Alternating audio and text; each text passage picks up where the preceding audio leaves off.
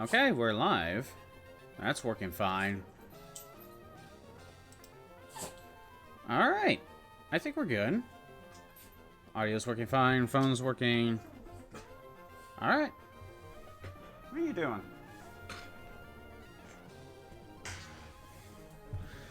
Alright.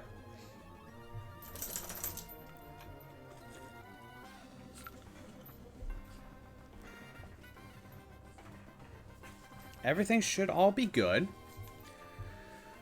We get to actually start working on this Heracross.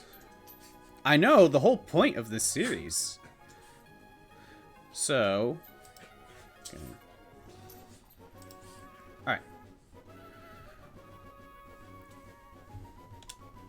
Oh no! I'm dumb. I forgot to get the control set up on this. Config. Well, we got time to kill anyway. I am dumb. Where's the config button?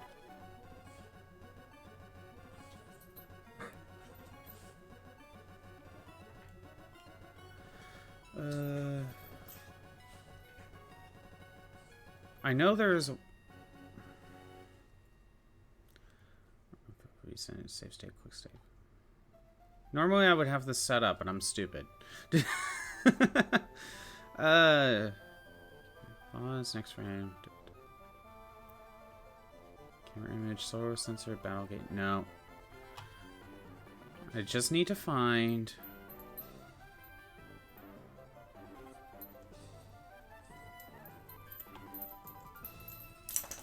take screenshot, record, video layers, audio channels, adjustable placement. No, it's gotta be... settings?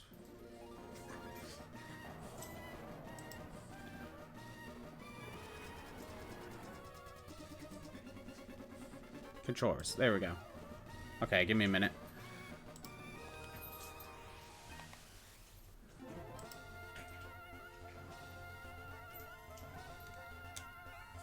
Select. Start. Do we got it working? Yay! I got it working. Okay. So, the entire point is to get a hair... okay. We can now finally actually get this Heracross working on.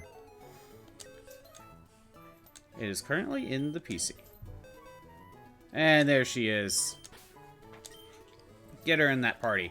One thing that I did beforehand...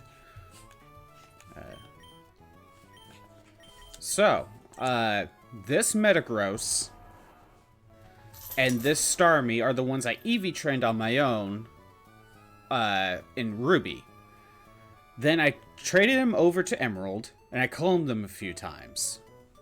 So I have a level 50 Starmie and a level 50 Metagross just here in Ruby, or in Emerald, just in case I want to do Battle Frontier stuff on my own time. But I did clone them a couple times, so I trade them back to Ruby. So there is another level 50 set in Ruby, just to sit in the background for the same reason, and then I have another set that will go to level 100. But for now, we're not worried about that.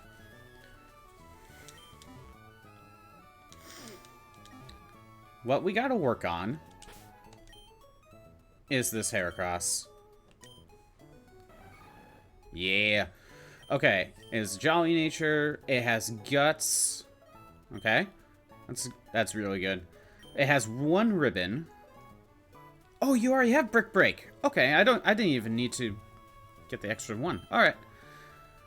So our main goal first is we have one ribbon right now.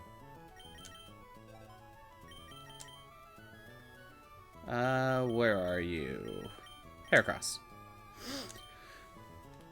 A ribbon awarded for clearing all challenges. That's because that one is there because it was a shadow Pokemon. And when you purify it, you get this ribbon. So one ribbon down. The next ribbon we are going to prioritize right now is the effort ribbon. And that's maxing out your EVs. So what we're going to do... we're going to do contest stuff last. We got the Macho Brace. Here we go.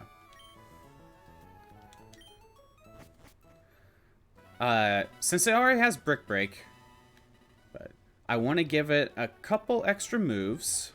The reason why I brought it to Emerald is so I can get some move tutor moves first. We will eventually go to Ruby. We want Rock Slide.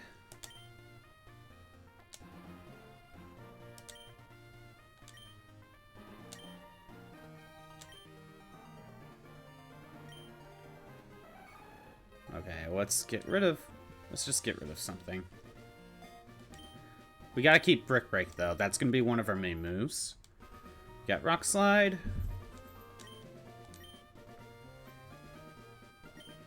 Now we want Swords Dance.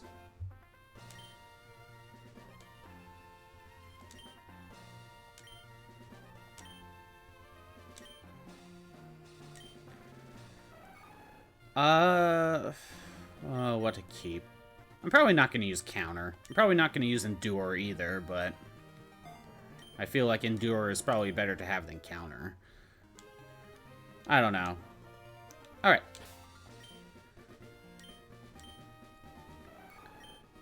Can I rearrange the moves? Yes. Something more like this. So now that we got the moves ready to go, we're only missing one, and that would be Megahorn. Sadly, Heracross gets it at level 55. So we got an Eevee train.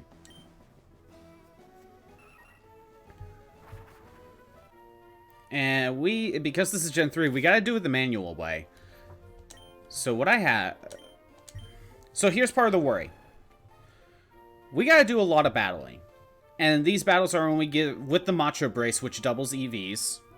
We're only gonna be getting like +2 stuff. So it's gonna take a while. And I have proteins and stuff to help start us off. But we cannot get over level 50. We cannot hit level 51. We have to stay at 50. So that's part of the worry. And because this is from Colosseum, it is a trade Pokemon, so it's going to get double the experience. So to try to offset any extra experience that we have, I have cloned multiple EXP shares. These EXP shares are just here to make sure Heracross doesn't get to level 51. Would Heracross get to level 51 without this? I don't know. I'm not taking that risk.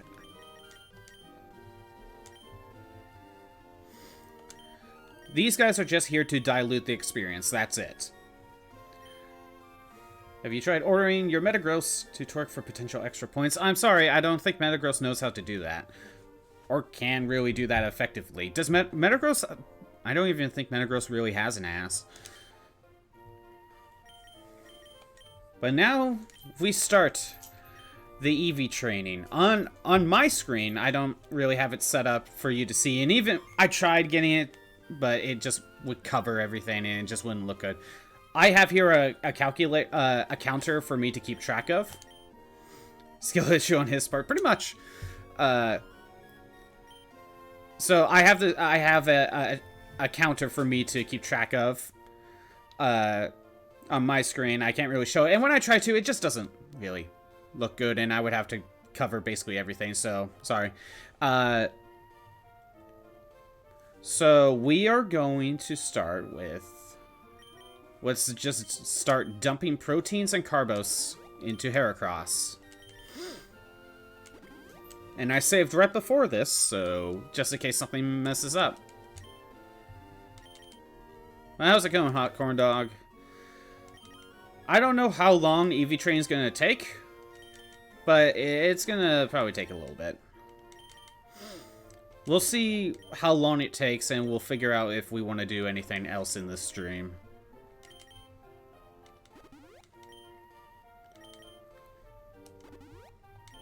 A little bit of... we gotta start with it. It helps. And we can only use 10.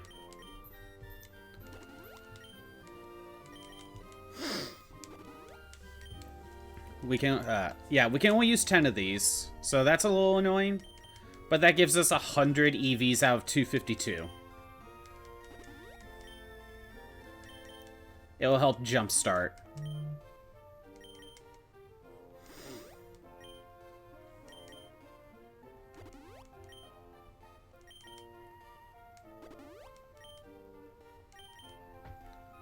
Molly, what? Yes, you always want attention.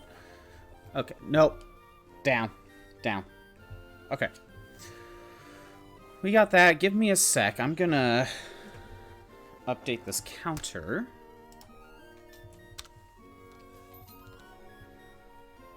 I'm just adding 100 points in here. So that updates. Good.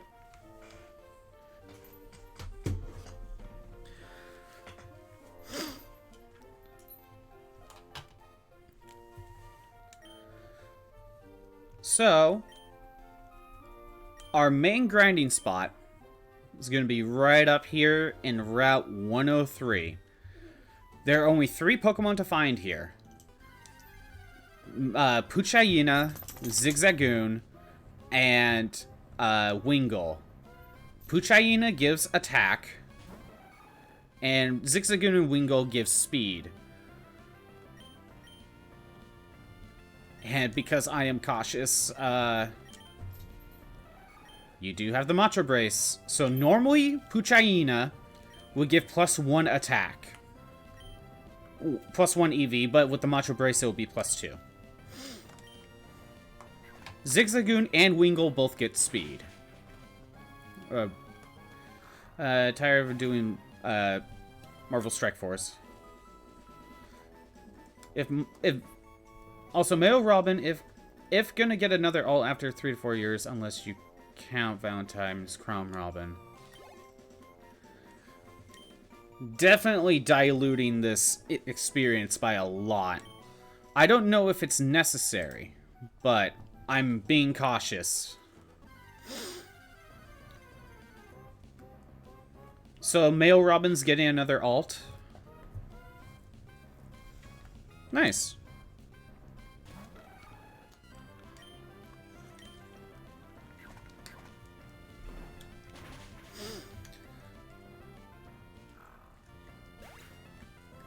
With 2 Puchayina down, we have 104 EVs in attack, and we need 148 more. This is going to take a while.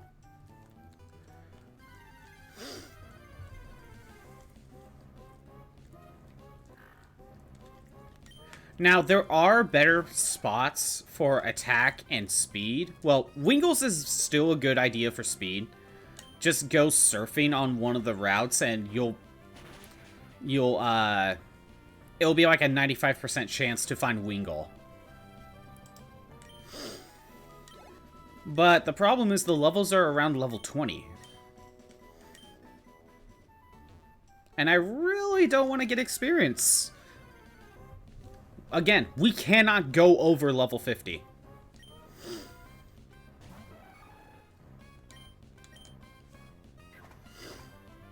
And the other spot that's actually better for attack is for Corphish, actually. Because you can use, I believe it's the Super Rod in, what is it, Petalburg? It's the town with the 5th gym. You can use the Super Rod to fight Corphish there, and it's guaranteed to find Corphish, so you're going to get attack. Again, the levels are somewhere between 20 to 40, and we don't want these levels.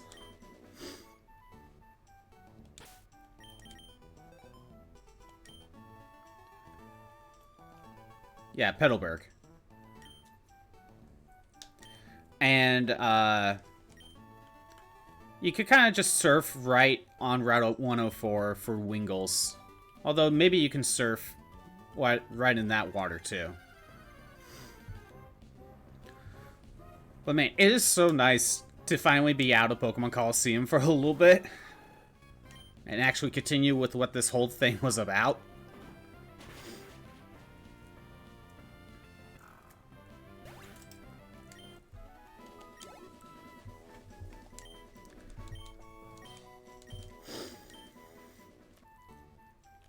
We will have to get to level 50 later at some point, but I can always do that, like, at Victory Road.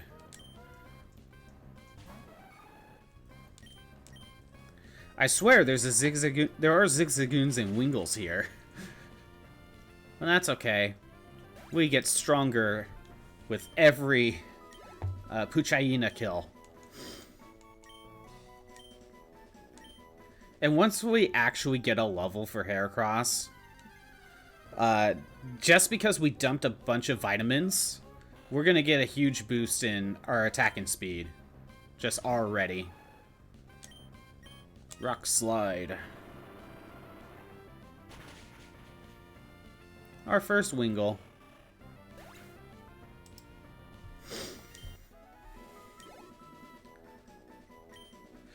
It also depends on how much you want 100% and what we're talking about. For the Ribbon Challenge, that's all this is for. Normally, you wouldn't really bother with EV training for a main game. You really only do that for, like, either competitive or if you want to do something that's actually difficult, like Battle Frontier.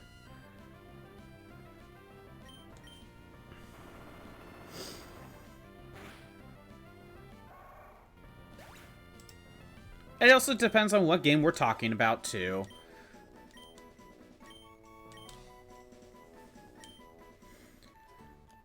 But, like, if we're talking about completing the Pokédex, most of the time, that's actually not too hard. A little time-consuming, but not hard. And I'm someone that usually likes to do a living dex in each game. Not utilizing really something like Pokemon Home that much. You know, unless that's the only way to get a Pokemon. So, living dex is, like, it takes a little bit of time. I wouldn't say it's hard. But, like, there are other aspects that, I guess if we want to be technical, I don't think I've ever 100%ed a Pokemon game because living dexes or just completing the Pokedex isn't the only thing you can do. Like I said, there's Battle Frontier. Or, you know, not Mount Battle, I'm Pokemon Coliseum on the brain. Battle Tower. Could be one. There is actually an aspect that I think started with Gen 3. The trainer card. You see that little star that's next to the name? There's actually a total of like 5 or 6 of these. You start off with a different, I forget what color the ID card is when you start with, but when you do certain milestones, you get a star and that changes the trainer card color. One you're going to get is just beating the game. But other stuff, like, I don't know how, what all the requirements are, but a lot of times it's like, oh, beat Battle Tower with a certain amount of wins in a row.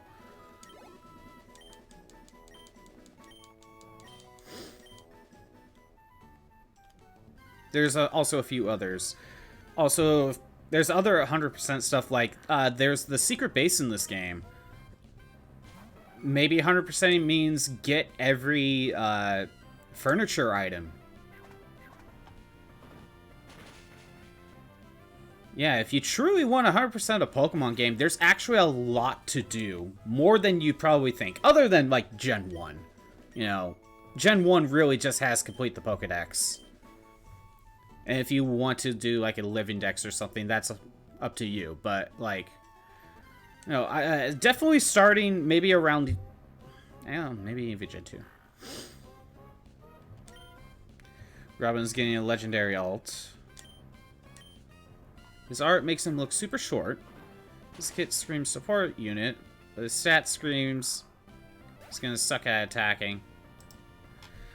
Well, if you remember in Awakening, you can have 3 different, like, body types per character, and so we always see, like, the average build for Robin whenever he's in promotional stuff, but remember, there's the shorter Robin and, like, the taller, I think more muscular Robin. This also applies to Corrin, too. And I think they have a slight difference in stat distribution. That I could be misremembering.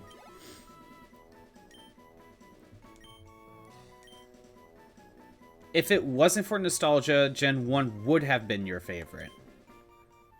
Are you saying because of nostalgia, there's a different gen that's your favorite? Which one? And why Gen 1 specifically? And when you mean Gen 1, do you mean just like, do you like Kanto? Or do you like actually playing Red and Blue? And Yellow, I guess. Because I feel like the...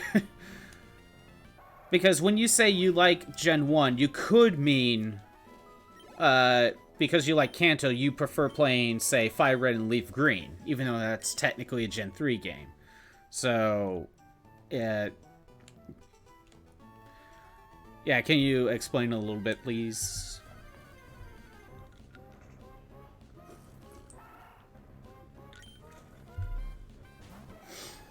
I have a soft spot for Gen 1.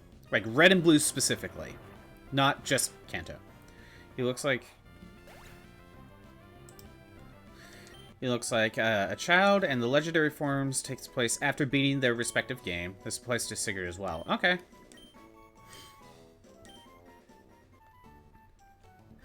Like, I have a soft spot for Gen 1, but I will never say Red and Blue are my favorite. Like... There's a lot of things I do like and respect, but, like, it is just too jank for me to say it's my favorite. Although, you could say because it's jank, and you can do a lot of things with Gen 1 that makes it fun, but it's not solid, no. If anything, Gen 2... I like Gen 2, if anything, that's nostalgia. Gen 2 has a few problems.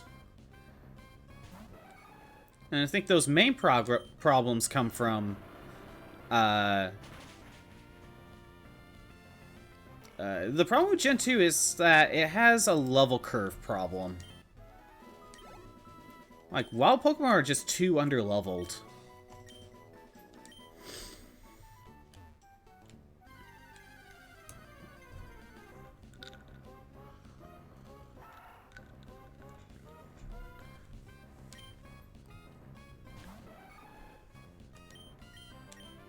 But yeah, I have a lot of nostalgia for Gen 2 and Gen 3 stuff.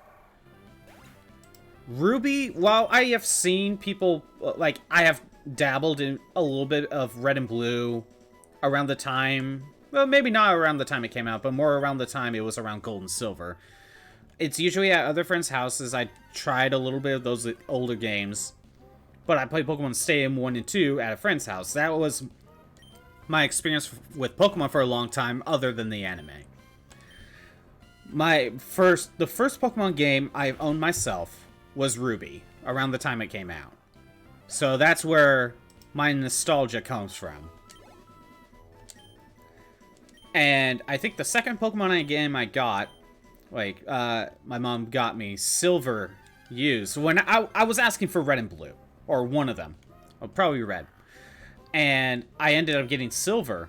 Not what I asked for, but I still, like, then I played Silver, and it became one of my favorites. Like, yeah. Silver's very nostalgic for me. Your favorite gen is Ruby, Sapphire, and Emerald, Green... Gen 3, okay. And when you mean by Gen 1, you mean red, green, yellow, not leaf green. Okay. So, you're saying, nostalgia-wise, you like Gen 3. Ruby, Sapphire, Emerald, Leaf Green, Fire, Red. But if it wasn't because of nostalgia, red, blue, green, yellow. Interesting.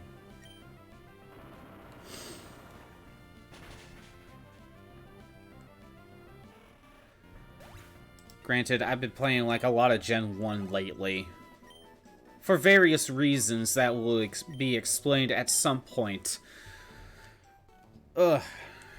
Been playing a little bit more Gen 1 than I would probably want to lately.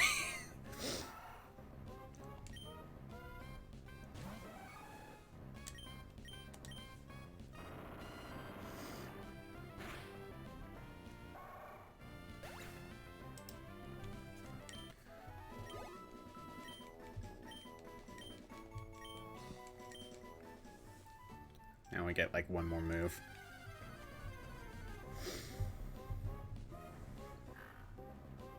What about Gen 1 that you say would be your favorite if not for nostalgia?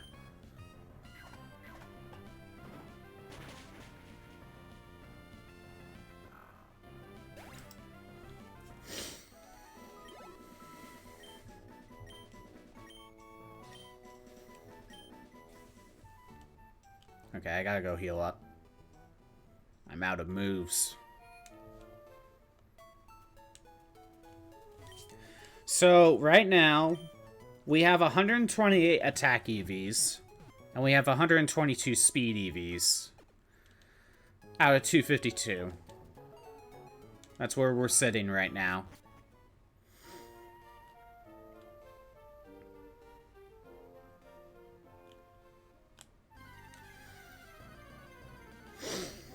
Yeah, this is my old Emerald file that I had for years. I haven't resetted this Emerald file or anything, so this is an old file.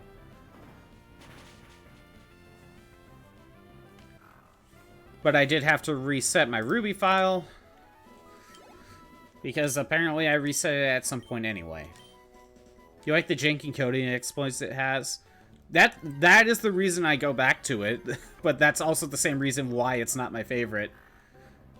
Also, the base game is fun for what it is. I'll give it that. Like, casually, like, especially for a first game, like, there's a lot going on with Gen 1. Like, for a Game Boy game, no less, you know? Besides Sabrina? Even then, like, I don't want to say too much because I feel like, because I've played Pokemon for so long, I know ins and outs. And because I've been playing Gen 1 lately, I kind of know how to deal with Sabrina, but yeah, I could give you that. Use a normal type with physical moves. That helps with Sabrina, trust me. Get a Tauros.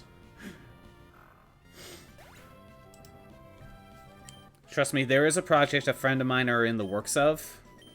And it has to do with Gen 1. But yeah, that is going to be a while.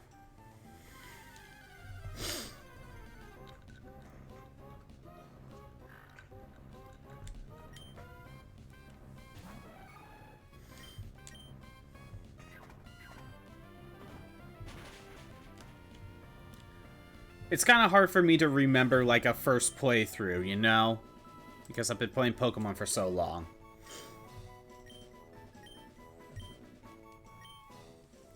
Use Nidoking. You know, it's a whole 50-50, because he's... But he does go first, and he did win at the end. Oh, he doesn't win at the end. Yeah, I mean, if he gets hit, you know, because he's poison type. Nidoking is actually a pretty solid Pokemon.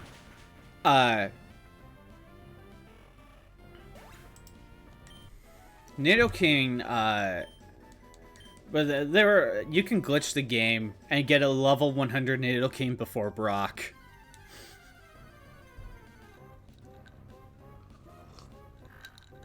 Gen 1 is properly programmed, I swear.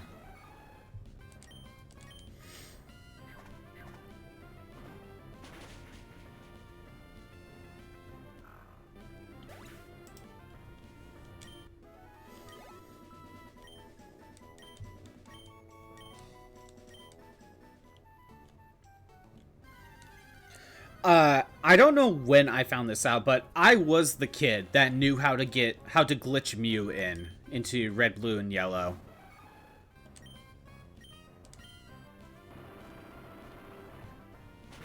I don't know how I found out, nor how did I figure out how to do it. Obviously, I looked it up, but, like, I don't know how I got into that, but, like, I was the kid that knew how to do it. I was also the kid that knew how to clone in Silver. I didn't know about Emerald, though. But, yeah. Now, I did not do Missing No, like, for item duping, because I played Yellow. I did not really play Red and Blue. And Missing No is getting Missing No is a lot different in yellow than it is in red and blue.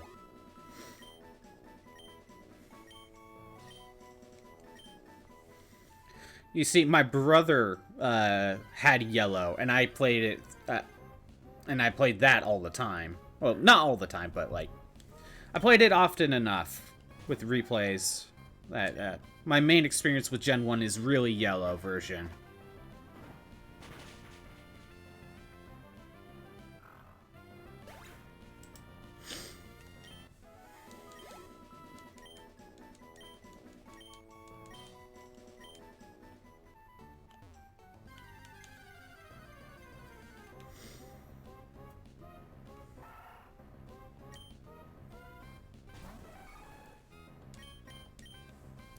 Kinda sucks we're not gonna get Mega Horn for a while, but this is just what it is.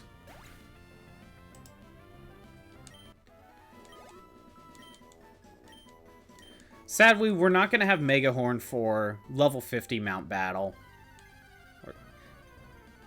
I keep... Battle Tower. Jeez, I'm getting the two confused on it. I have never actually used Missing No. I've only, used it to clone items.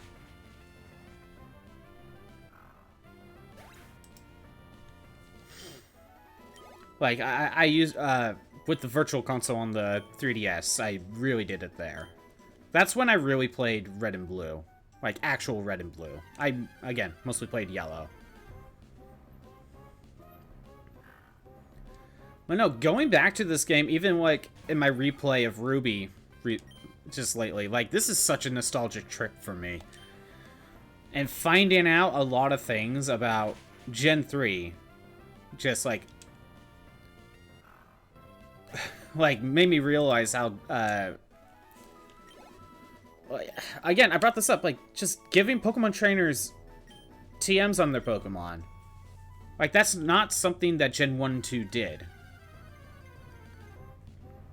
Now, realizing that gym leaders still have TMs on their Pokemon, I thought they got rid of that, but no, that's still the case. I checked it. Scarlet and Violet, the final gym leader, has at least one Pokemon with a TM move. So it's not like they got rid of that, but this is definitely the first game that did something like that. At least, you know what, I really shouldn't be, because I didn't really check through Gen 2. I probably should.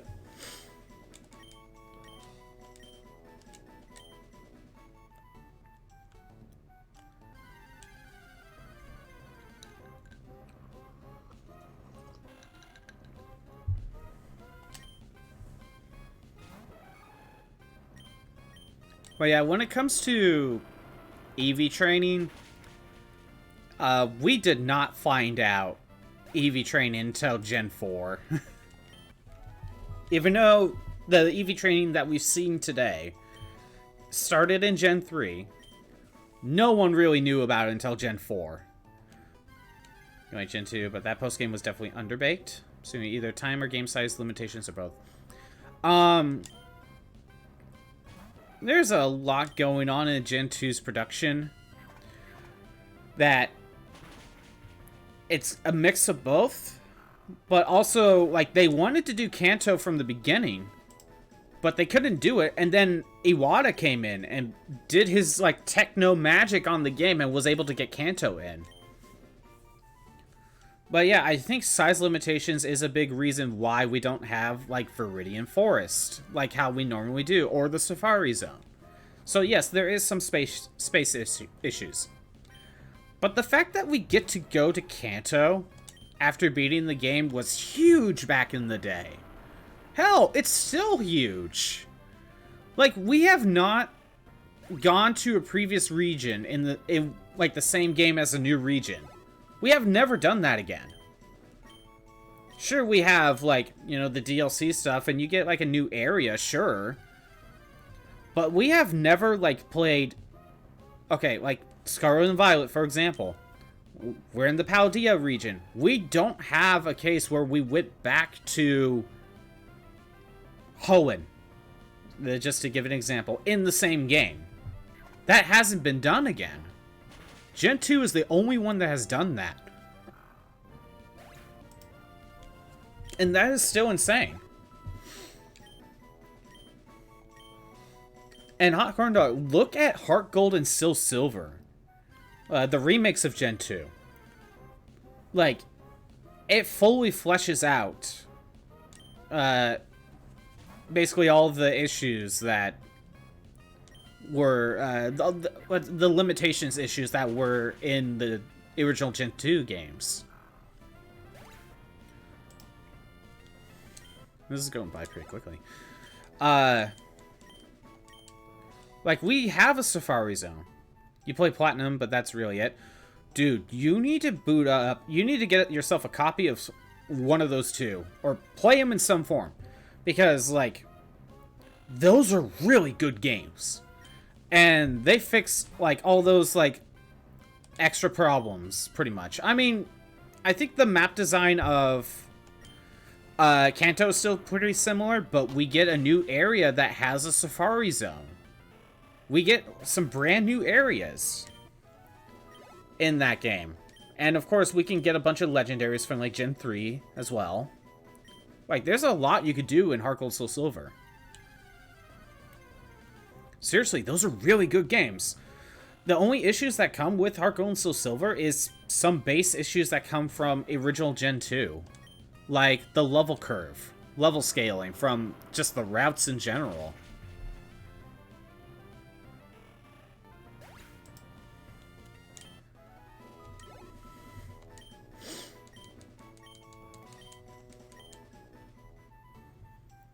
Like, Gen 2 has, like...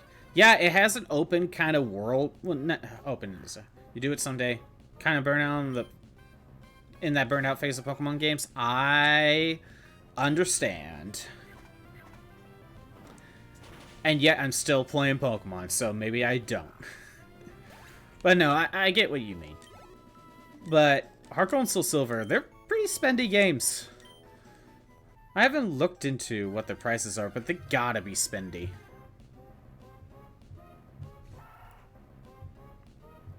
Hold on. Let's look at Soul Silver.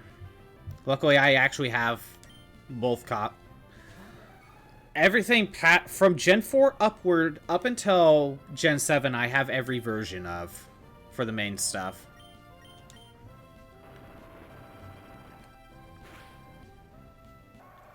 Ooh. So a loose copy of Soul Silver is $110.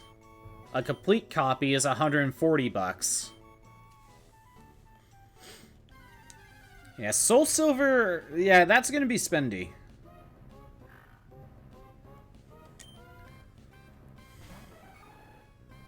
But no, seriously, like, try out one of those two games if you ever get the chance. They are really good.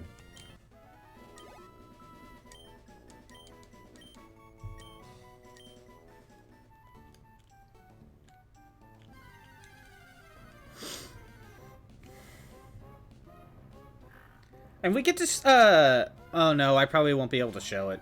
We'll see. We might be able to show off a little bit of Gen 4 if I can stream it. If I can't, I'll try to find another way. Retro game collectors who say they are collectors but are trying to price hike games, yeah. This Mario game costs at least $12K. Yeah, no. Yeah, I consider myself a game collector, but I also try to play the games I buy. I don't usually buy games just so they sit on a shelf. At least not intentionally. Sure, I've bought in a few games where I intend to play it, but I still haven't. Looking at you, Illusion of Gaia. But, like, my intention is to eventually play them.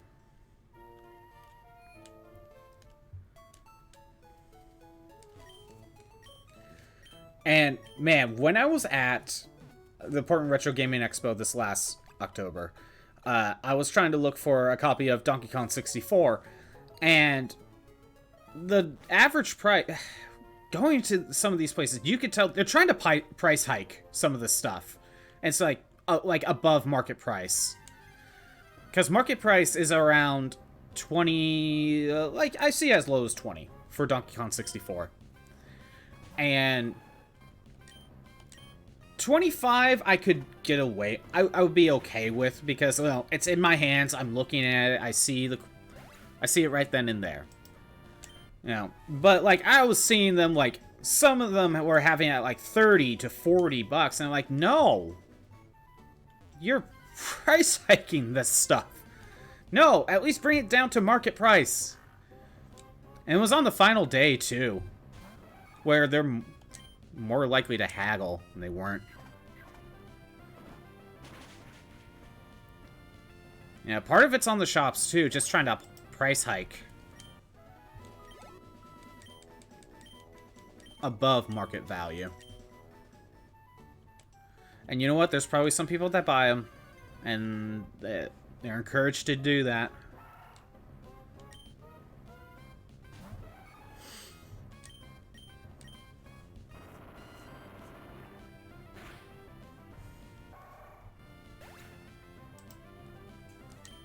Oh, by the way, since I went to the Pokemon Center, we are currently at 164 attack EVs and 140 speed EVs out of 252.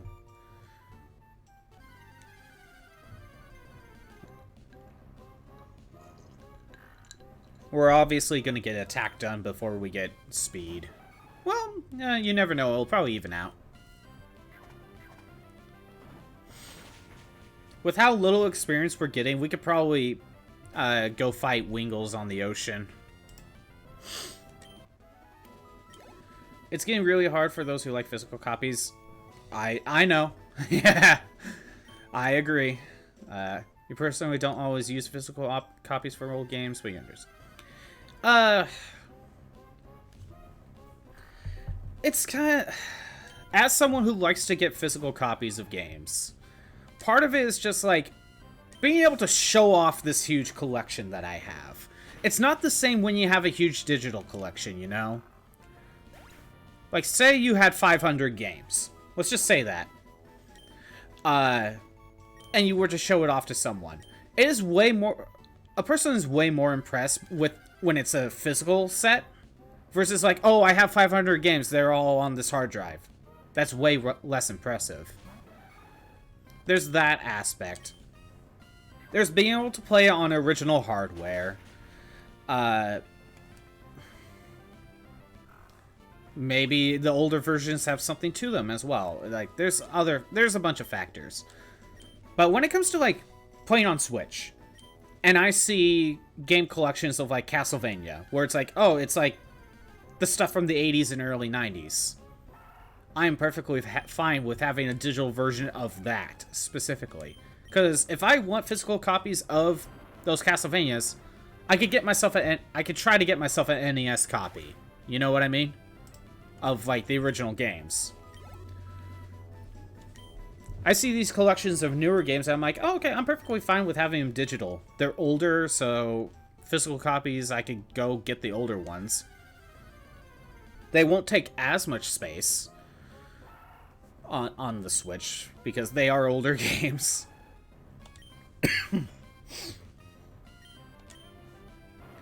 And just having a bunch of games just in, you know, just downloaded on your Switch is just nice.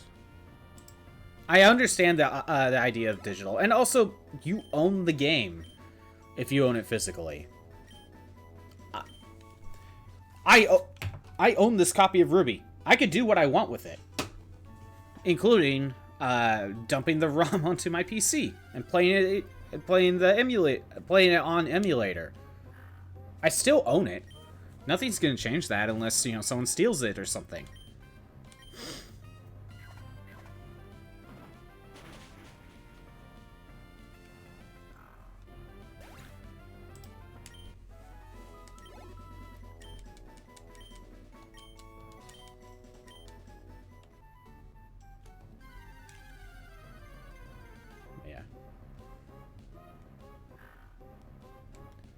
Puchaina.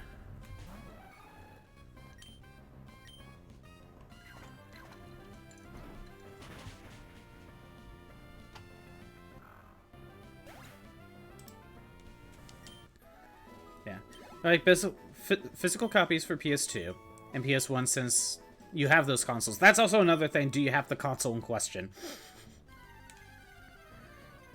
Really search hard for Dark Souls 2 physical for PS4, but you couldn't find it, so you kind of stuck to buying it digitally. Yeah, that is how it is. Sometimes if you really want to play the game, but it's way too spendy, just get a digital copy. Or something. Like when I played Soul Blazer, the only way to play that is through a physical cartridge on the Super Nintendo. But, you know, that's $130 just for the loose cartridge. I'm not paying that for a game that I've never played before, and I don't know if I would even like or not, or actually like. That's a hard sell. And sadly, that game hasn't gotten a re-release of any sort. So, yeah. But at least there is a way to play it. You know, I'm pretty sure, like, one of the issues with digital stuff, for the longest time, Scott Pilgrim vs. the World was a big example of the flaws of digital-only stuff. You gotta pick up your brother. Alright, have a good day. Another great example of the problem, of some issues. PT. You remember PT? That demo that no one could download anymore because they took it off the servers? Yeah. At least if we have physical copies, you know, that won't be an issue. Whether or not you're digital only or physical only, like, having options for both is just a good thing.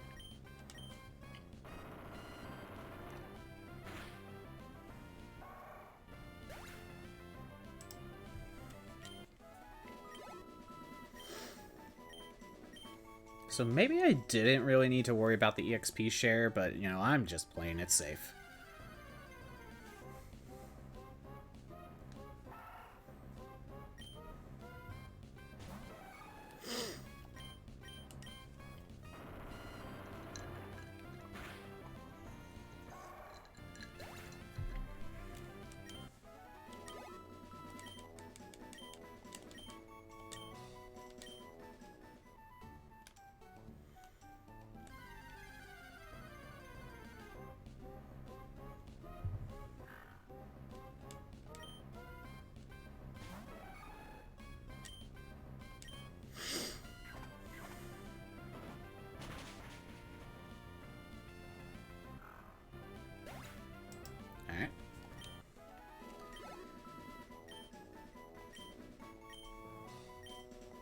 Haven't hit the 200 mark yet for EVs, but we're getting there. We're getting there. Now, I'm not too sure how long this EV training is actually going to take. But we'll see what we can do. I'll probably also just end up training to level 50 in this stream as well. At this rate.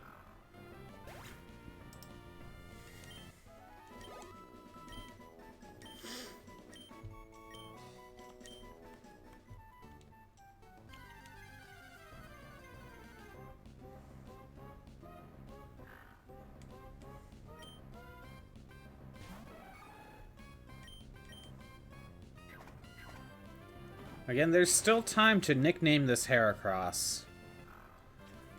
Once we go back to Coliseum, we'll have that opportunity. So there is still a bit of time.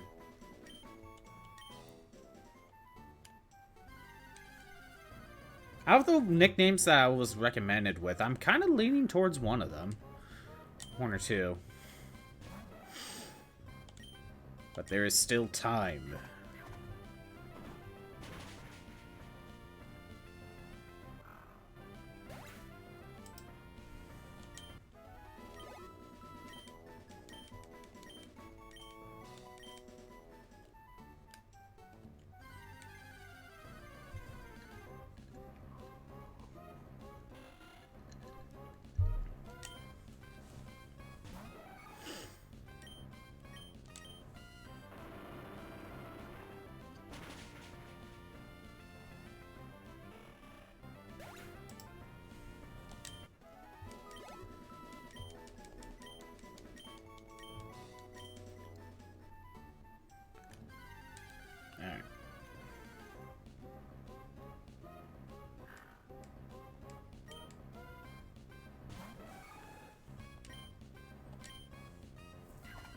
But yeah, there are trade-offs for physical games versus digital. There's just pros and cons for both. But I just think having both options available for anyone is the best way to handle it. Limiting it to one or the other is not the smartest thing to do. If it's only physical, then, well, the people that bought the digital-only consoles can't play it. And a lot of people like the convenience of just every game on the hard drive. I get it. But then digital-only, well, we potentially have the Scott Pilgrim problem, used to, where if it ever goes off the store, well, you can't buy it. And there's also, not only that, there is the aspect of if the company behind it wants to change the ROM, and you update it basically, well, then we have the George Lucas problem with like Star Wars. You can't play that original version, The special edition problem. Yeah, like the original version of Star Wars 4, 5, and 6 exist. But really only in theaters back in the day and old VHS tapes. If you want to, that's the only way to watch those. And that is an issue with digital-only stuff. Now, granted, I see this more of a problem with... I see more examples of this problem with movies and streaming. Like Disney cutting out stuff in the old, like, Dumbo or something. Like, you don't have the right... You don't have the full version, and you don't have the option unless you buy an older physical release of it.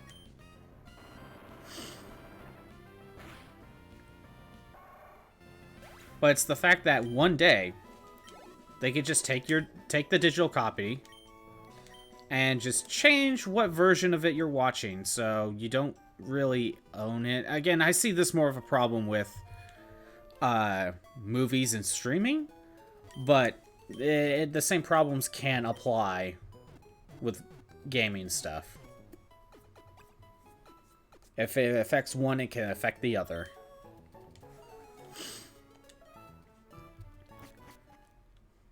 So now we are at 188 attack EVs and 156 speed EVs out of 252.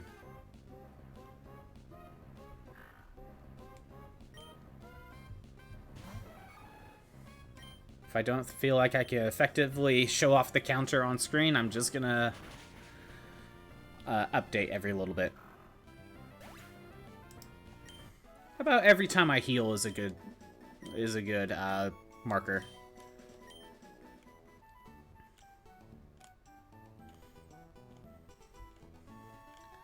But yeah, this is such an old save that I think at some point I don't have Kyogre and Latios in this game anymore. Even though you can't get them.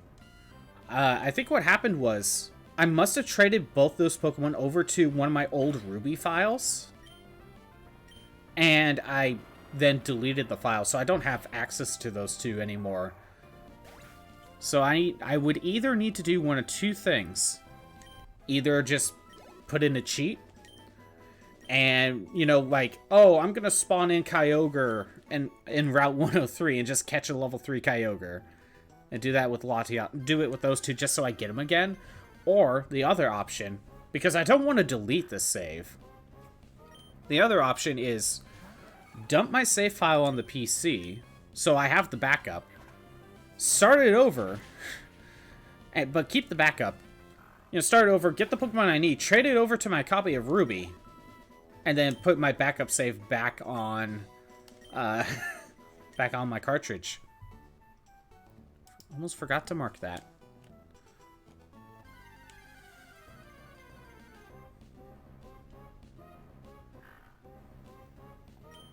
And with Latios, I thought, I still have a Latios on my game. And I thought, oh, if I access Southern Island, I must get Latias, so I was thinking of getting myself the Latias through Southern Island. Only to find out it's Latios. I'm like, oh, the Latios must have been a trade from, like, an old copy of Ruby or something. Oops.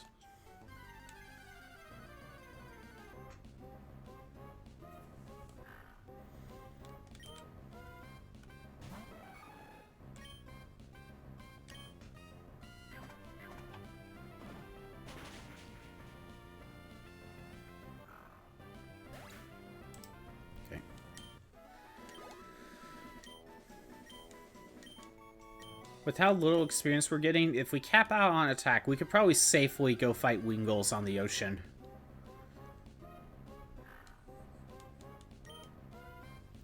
We definitely...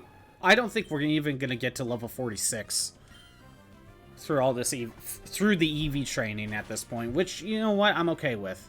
I didn't want to take the risk of getting to level 51 while EV training.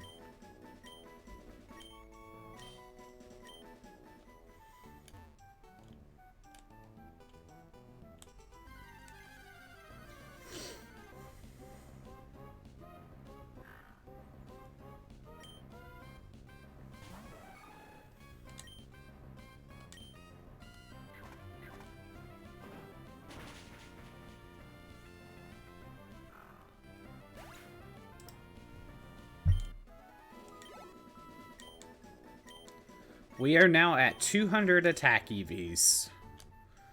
52 more EVs to go. Still got a little bit of ways for speed.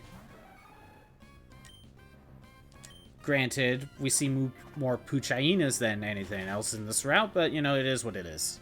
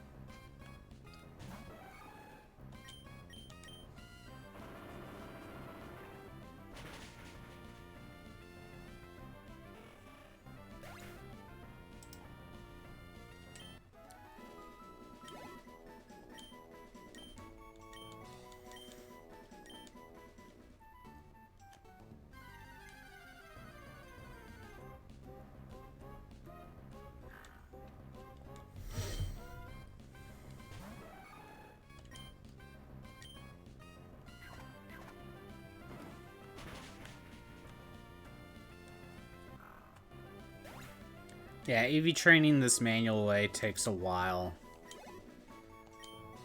And this is obviously something you just want to take care of in a single sitting. Like, having to go back, like, stopping in the middle of EV training just to come back, you're going to mess up.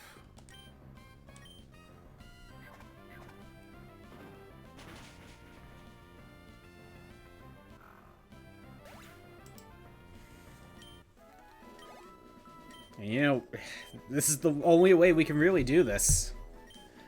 You know, this is when the EVs were first a thing. This is the only way to do it. Speed it up a little bit with vitamins. Have the Macho Brace. And then you gotta take down so many Puchainas.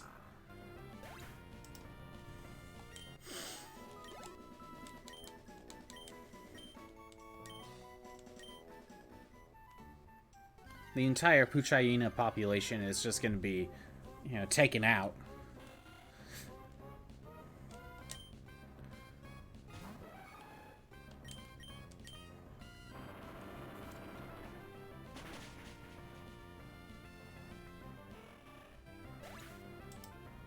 All right.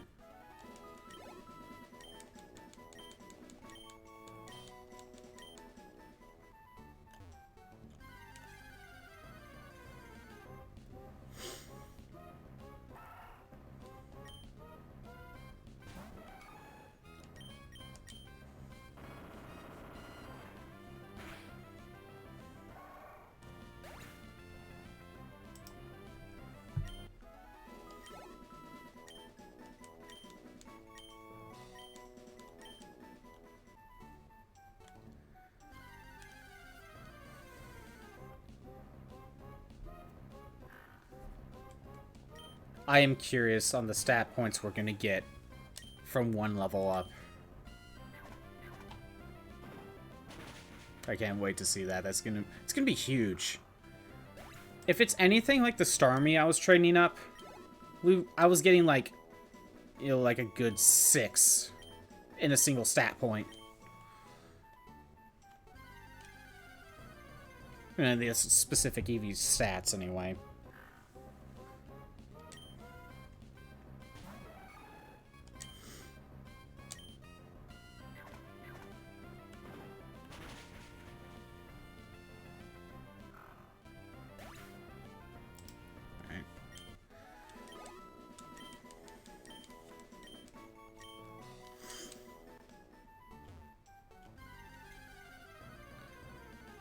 I wonder how easy Battle Tower stuff will be with fully EV trained Pokemon. I've never done that before.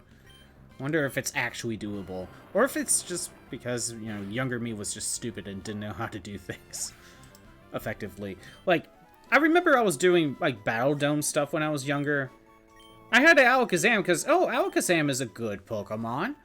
But, like, the Alakazam had, like, well, it had, like, Psychic, Psybeam, and Confusion in its moveset. It's like, you don't need all of those.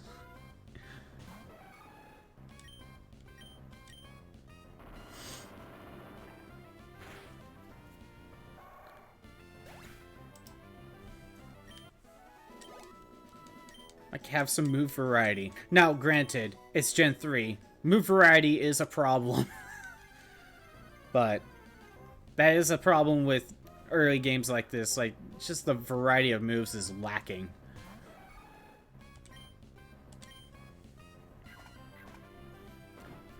Like, Gen 4, I think, is when they really start letting you use a variety of different types of moves.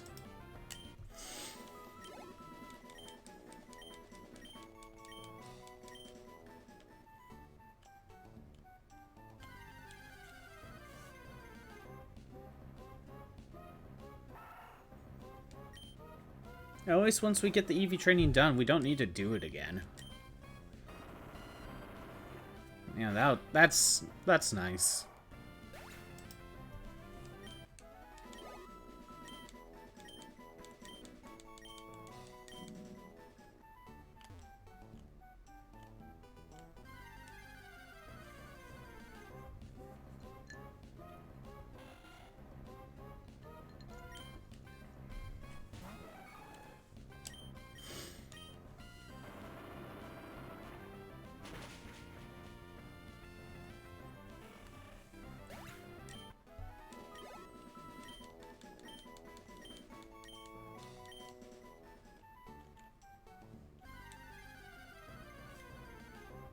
No, okay.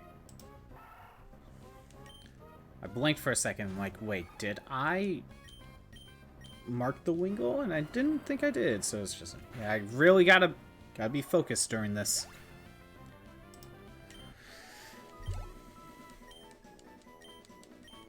I will take down like an extra Puchayina or two. Same thing with Wingull or Zigzagoon, just to make sure I got all the EVs I need.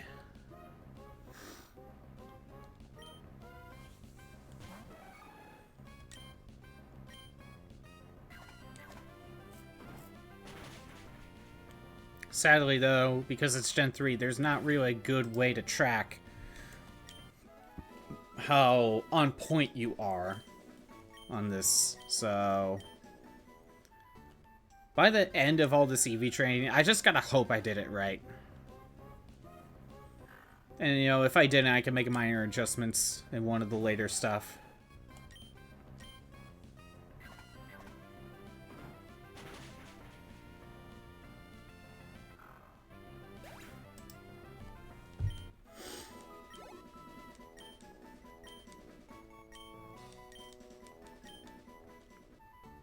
I think I have another Rock Slide I can use.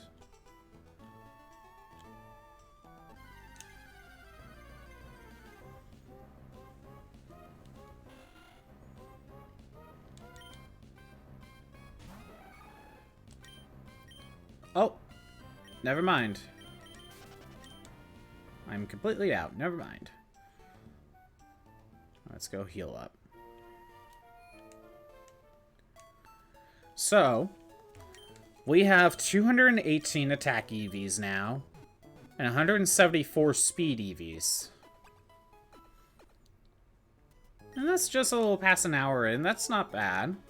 This is decent pace.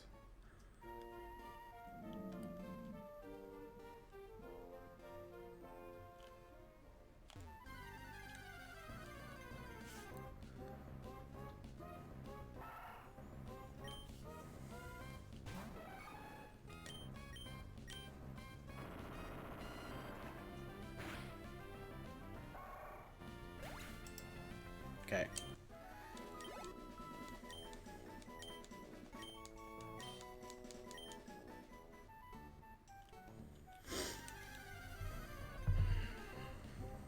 Luckily, I don't need to jump to one of the special attacking ones for Heracross.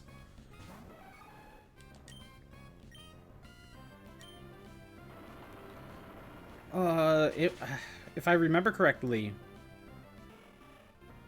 when I was training Starmie, because, you know, I was doing special attack, I had to use Nummel, I believe.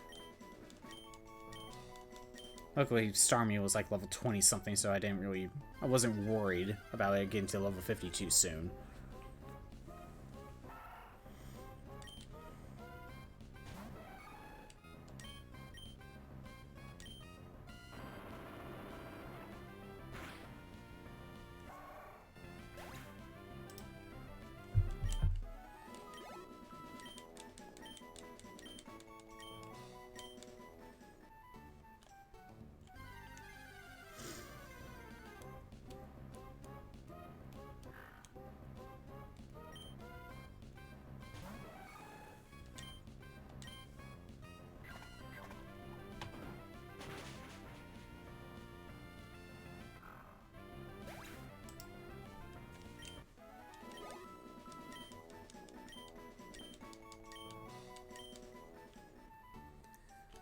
Yeah, so basically once we're done EV training here, I'll also level up to level 50.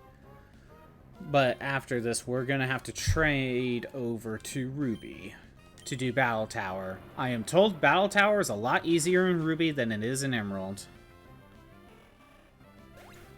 And we got to do the level 50 Battle Tower.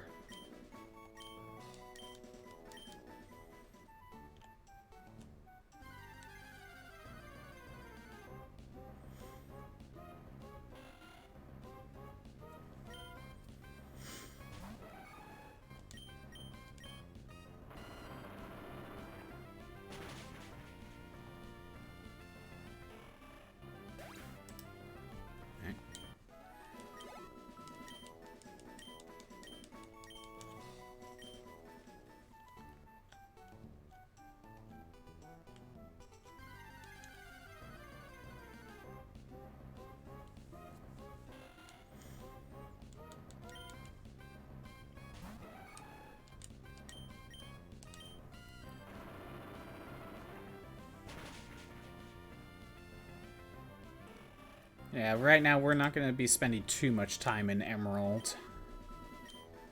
I mean, you can do the Battle Tower one here in Emerald, but I'm told it's a lot harder. I mean, you have to deal with Annabelle. That's a big factor.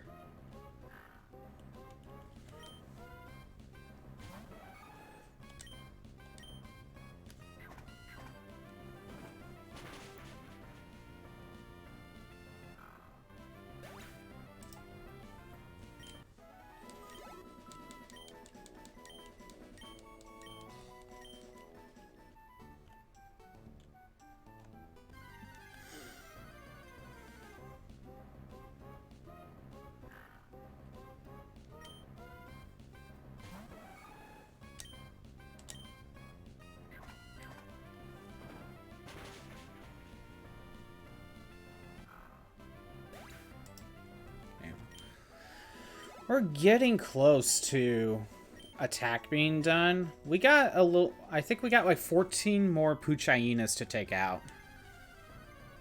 We'll max out on attack.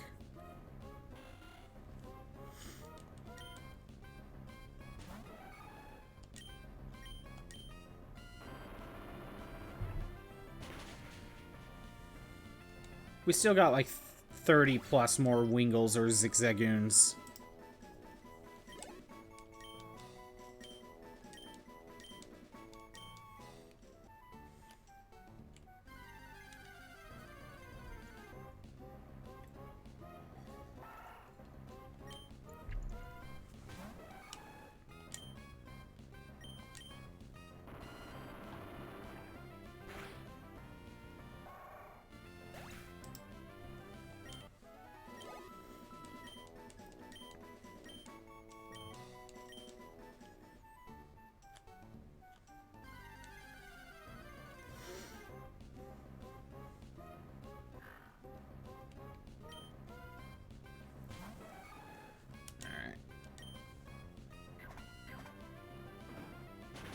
Fighting a lot more Zigzagoons and Wingles this time.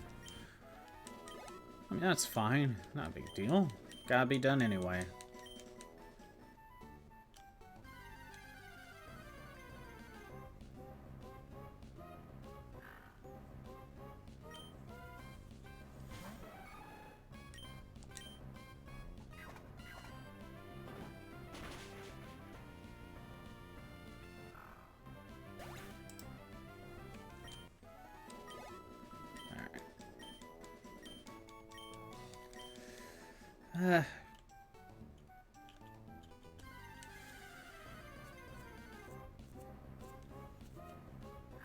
I would say we're getting close, but we're getting close on attack.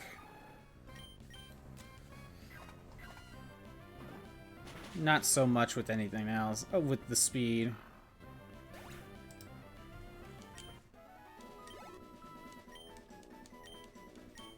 And again, this is for a ribbon. Maxing out your EVs gets you a ribbon. I'm specifically EV training to prepare for all the battles going on. That's going to be after this.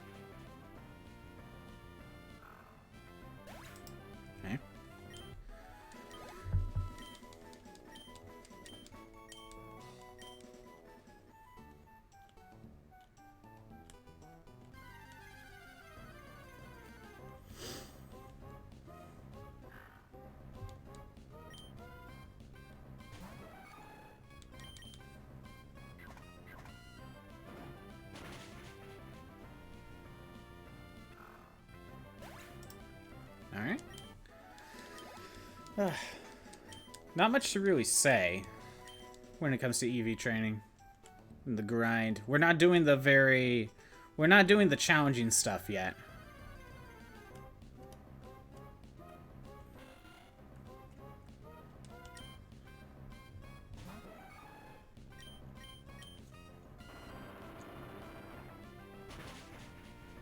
I think I have one more rock slide. Alright.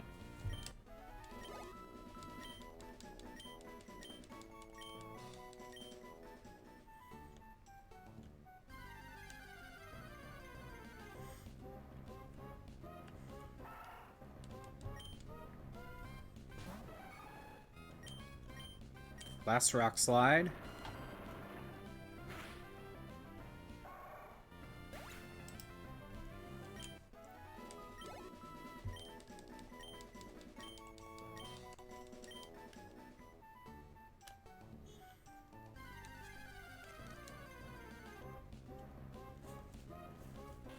Alright. All has to be taken out, so...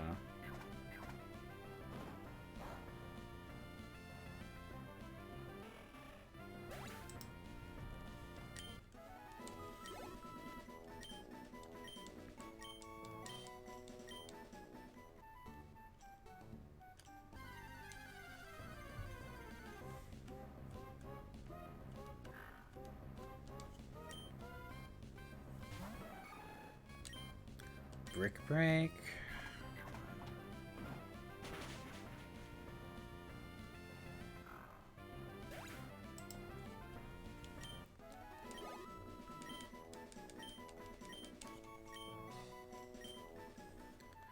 I'll probably take down one or two more Puchayinas after my counter says I'm done, just in case I forgot one or two.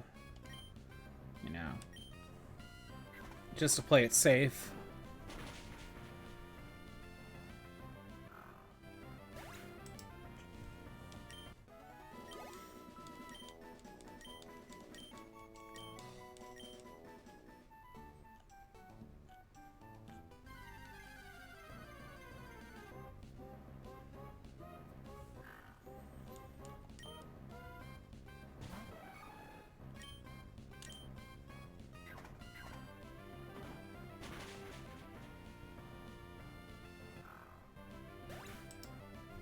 We are so close with attack.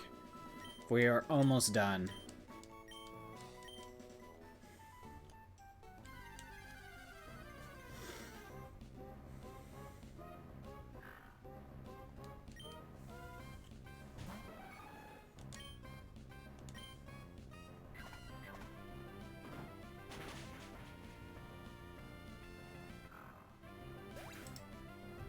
Okay.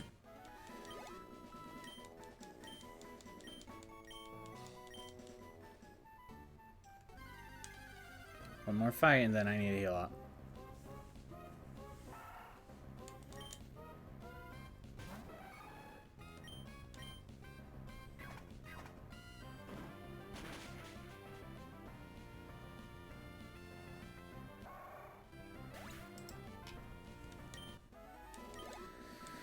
Okay. Let's go heal up.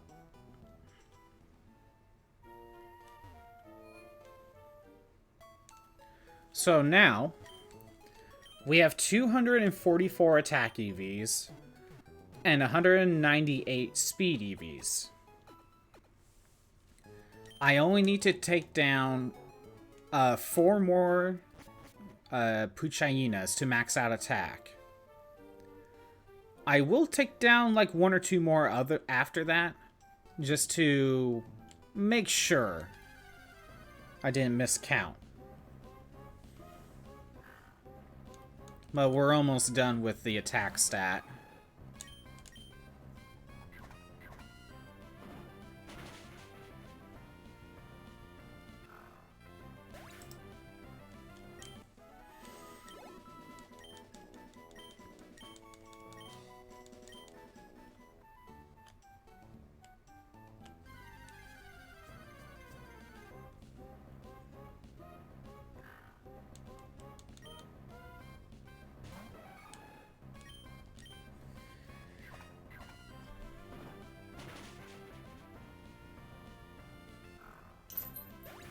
I could theoretically get the champion ribbon and just make sure Heracross doesn't go into battle and doesn't have the EXP share, but I think I'm just going to save that for after I'm done with level 50 Battle Tower.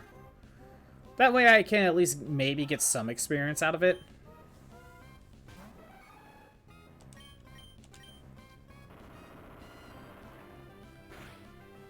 You know, just play it safe.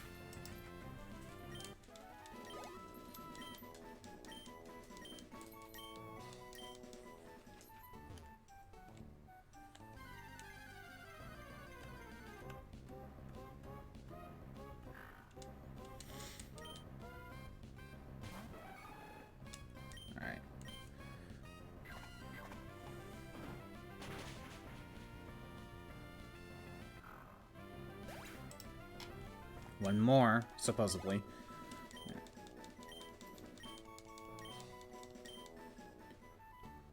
And we are at 200 speed EVs right now.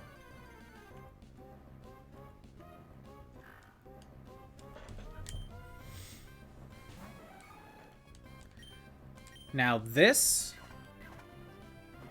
Hold on. That is the attack cap. We are now at 252 attack.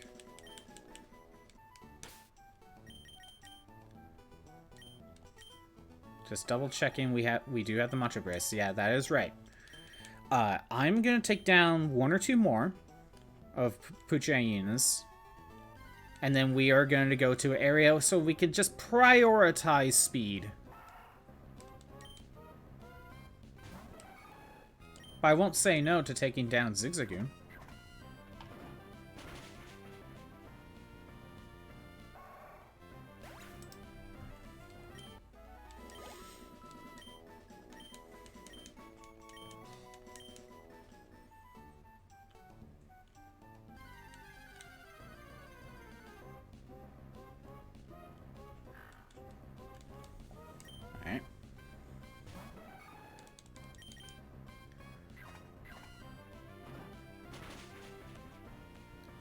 Play it safe. There's one. I'm gonna fight one more. Yeah, just really make sure I cover my tracks.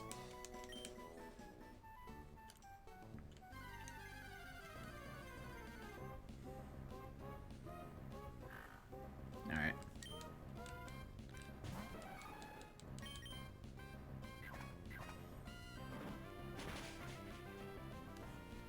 Now that I think we can safely say we're done with attack.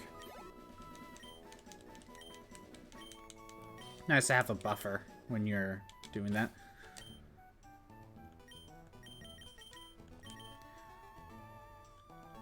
Let's focus purely on boosting speed now.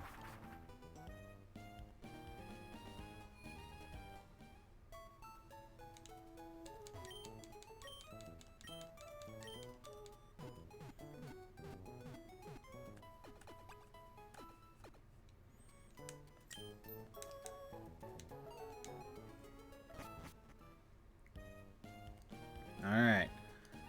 So, as of now, we're capped on attack. And we have 202 speed. So we need to take down like 25.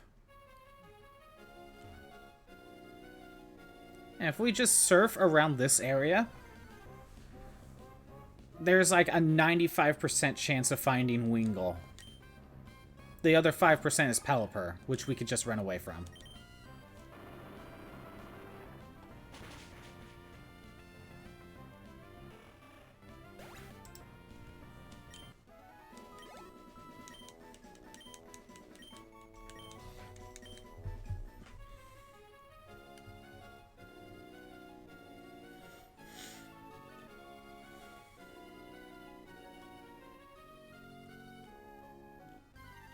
Takes a little bit sometimes, but yeah. Most of the time it's about the counter rate, not necessarily how fast you find them.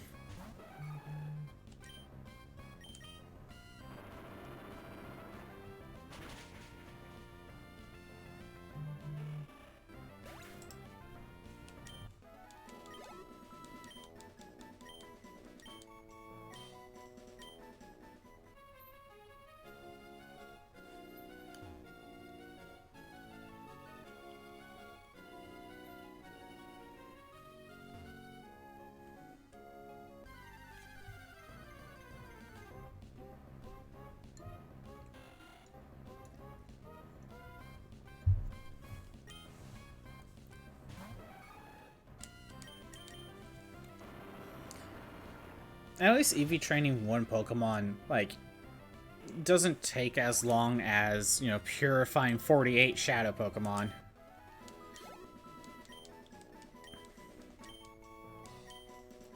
Although I did EV train 3 Pokemon in total. 2 of them were just on my own time.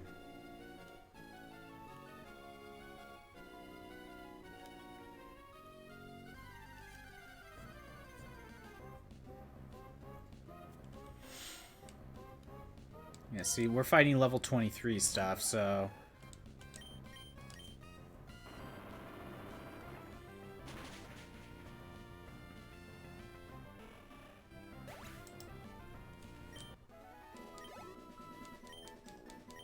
Now we're getting a little bit more experience spread, but that's okay.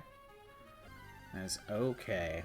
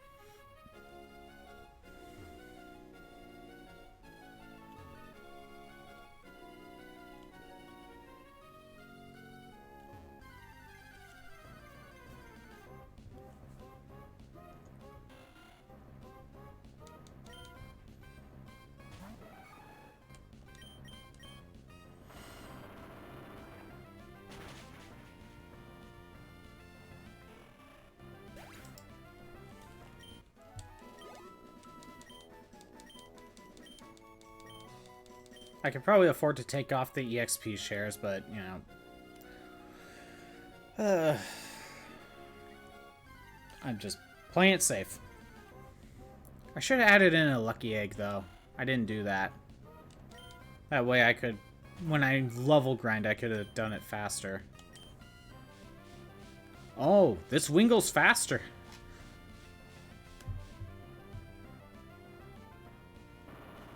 And decided to not attack.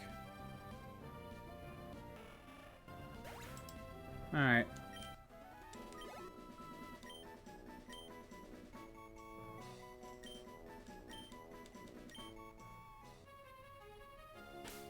Wait. I know some of these said gain up boosted. Oh, right. Some of these were from different files. Oh, yeah, that's right.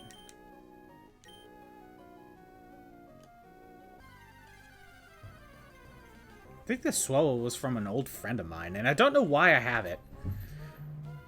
I cloned. I cloned those EXP shares. Old brown shoe.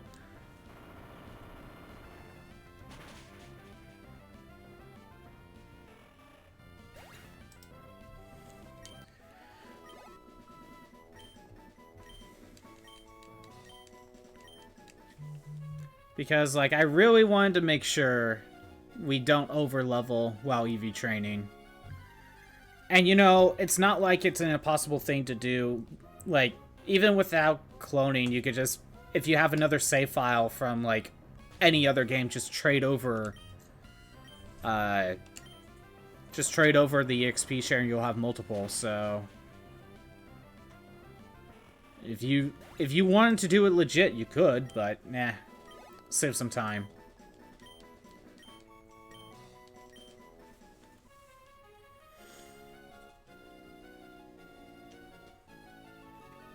But yeah, if I wanted to get EXP shares legit, I could have traded from my copy of Ruby and my copy of Fire Red.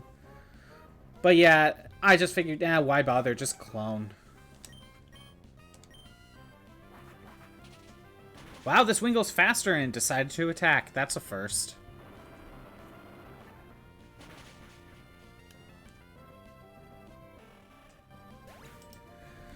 So yeah, right now we're in the middle of EV training. We're done with boosting attack, and we are finishing up speed. We got about 15 more Wingles to exterminate. You have been stupid lucky and won the lottery EXP shares. Yeah, that is technically possible. Or you could be even luckier than that and get a Master Ball that way.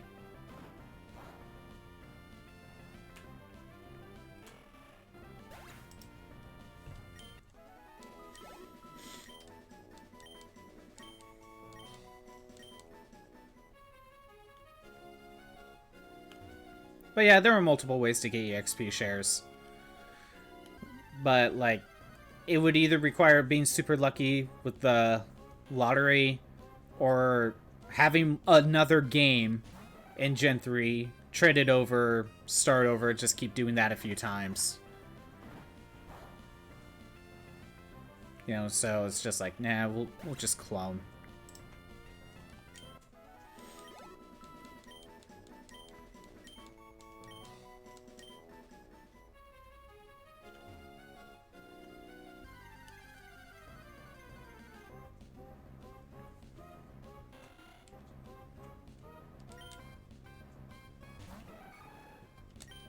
We are almost done with EV training. We're almost there. The end is in sight.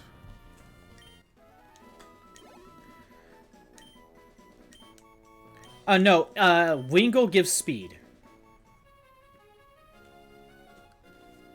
So for the majority of the stream, I was on Route 103 fighting Pooch Hyenas for attack, Zigzagoons, and Wingles for speed.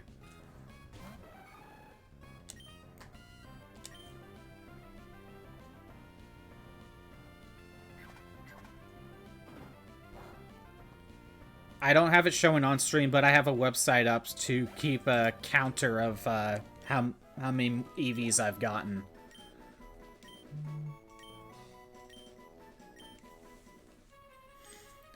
I think Pelipper might give speed and HP. So maybe that's where it comes... Well, it could also give special defense instead. I don't know.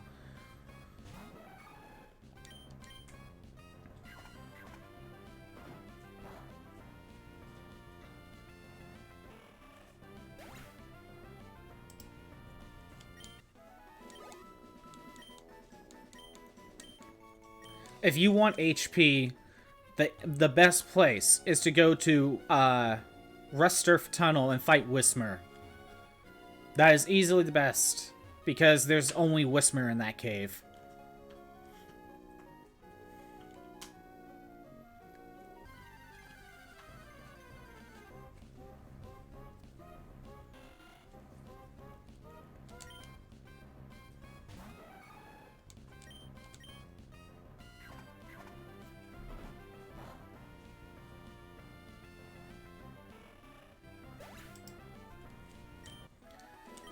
Yeah, if these Wingull were fast enough, they just need to use Wing Attack a few times.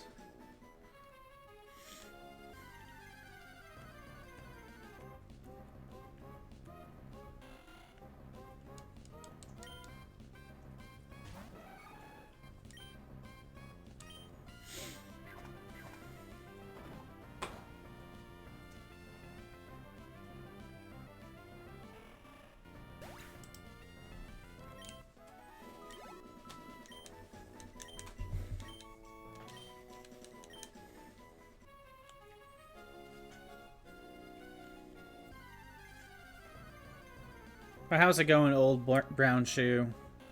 What have you been doing?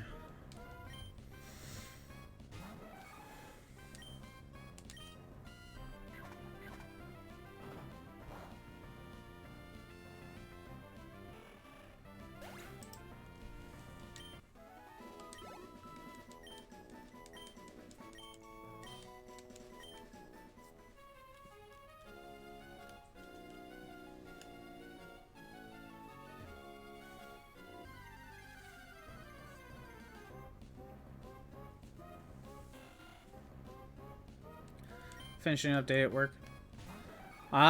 Very close to the end of the workday. It's always like so close, but yet so far from happening.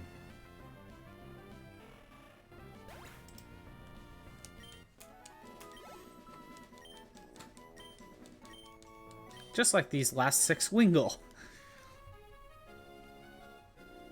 And again, once I only got like 6 more Wingull to take out, but once we hit that, I'm gonna take down like 1 or 2 more just to make sure, just in case I miscounted.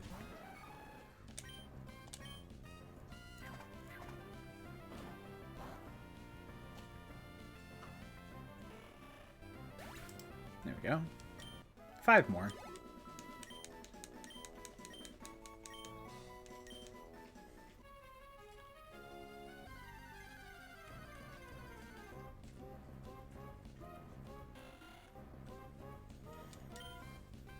Yeah, I have never EV trained in Gen 3 before. You know, before doing getting things prepared for this challenge. I didn't start EV training until Gen 5, I believe.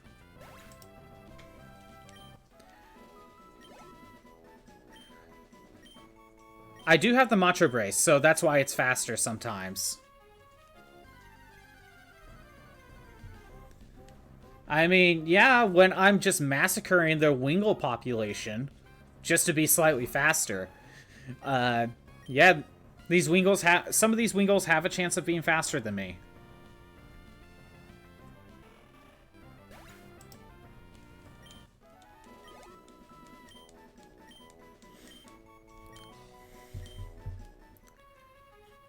The news pops up to you, be like, "Sir, there's a huge decrease in the Wingull population, and this guy's the culprit. What do you have to say for yourself?" I needed to get slightly faster. I took down so many Wingulls so my Heracross can be slightly faster. In the Pokemon world, it'd be like, "What are you talking about?"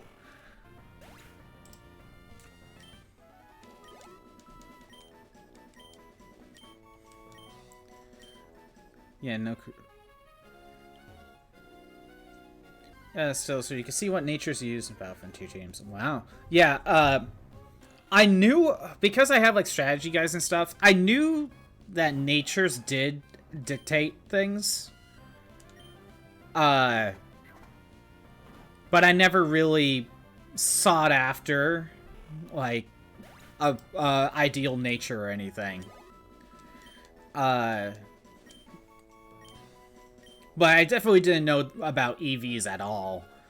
I know a friend of mine talked about them during, like, the Gen 4 era, but again, the first time I really actually tried EV training was Gen 5 stuff.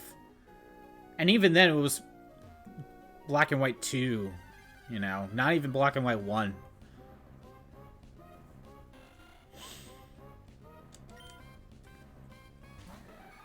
And this is supposedly the last Wingull.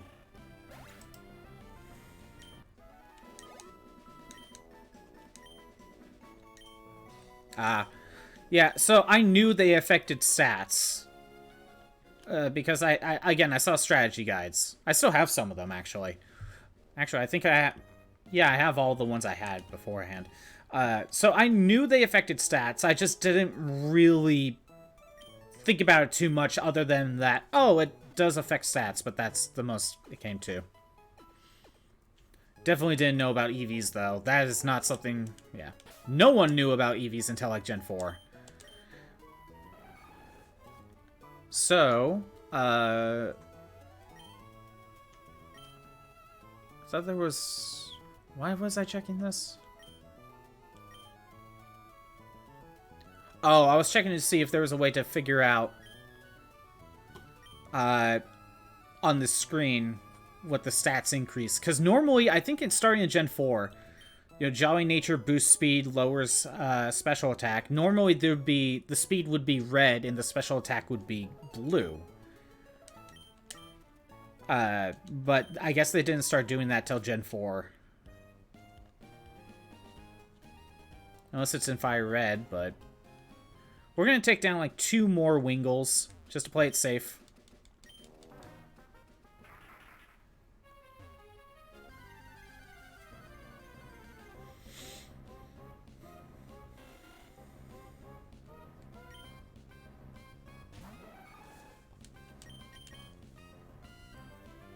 Oh, that Wingull was faster. Too bad you used Supersonic and missed.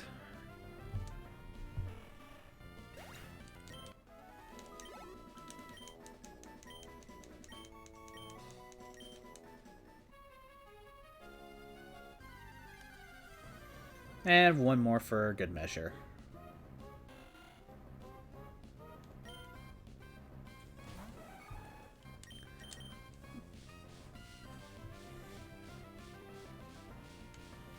Oh, this one's faster too.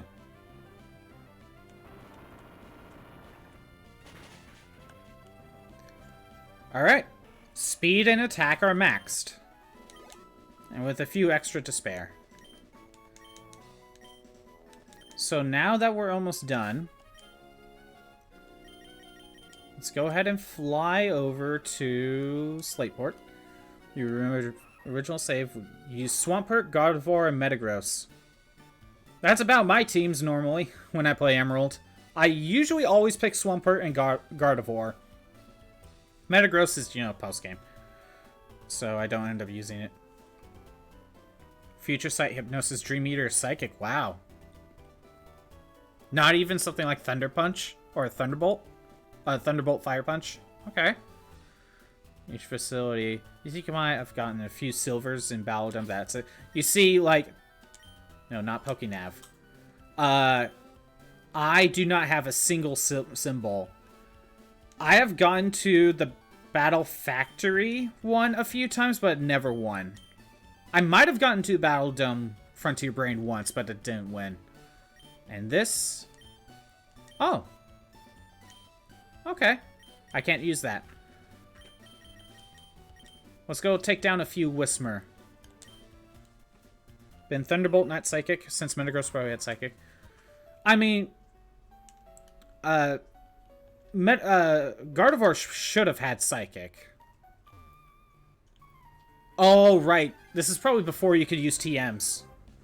Or I mean, you only get one TM, basically. Yeah, okay. That would make sense. But wait. Gardevoir levels up with Psychic. So we gotta take down, like, 3 Whismur.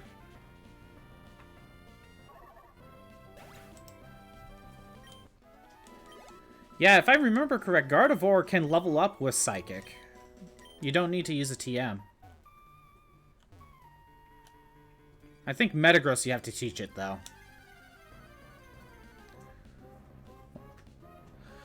Yeah, you know what? I could kind of agree to that. Again, with strategy guides, like, I could tell you that Psychic was a, you know, a special attacking move. What I probably couldn't tell you the difference was, like, say, the difference between Flamethrower and Fire Punch, you know? I would think Fire Punch was a physical move. When that's not how it worked. Again, Gen 3 should have had the physical special split. With a lot of the things that they changed for Gen 3, that should have been one of them.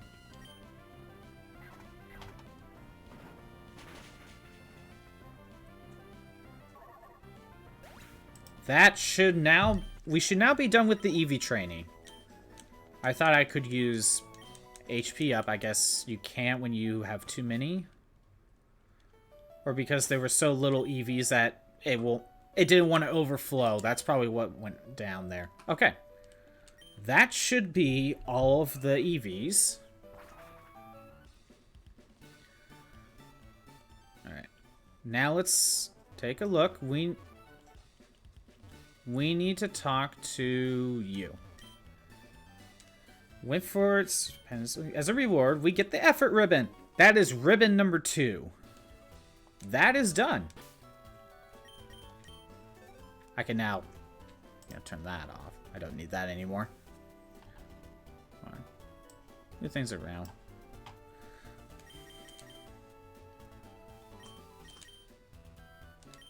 The effort ribbon. And I forget what this one's called, but we got the Shadow Pokemon 1. Yay.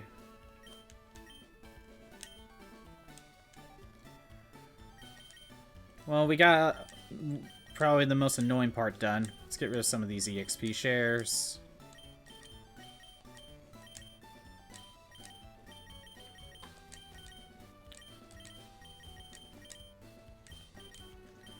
And we don't need the Macho Brace anymore. Now let's get Heracross 5 more levels.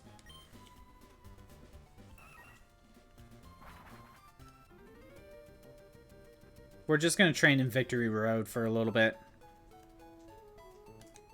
We need to get it to level 50, and no more than that.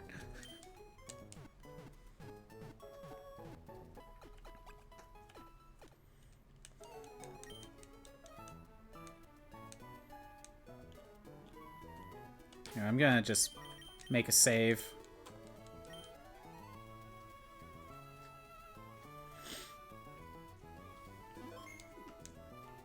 There we go. Now let's gain 5 levels.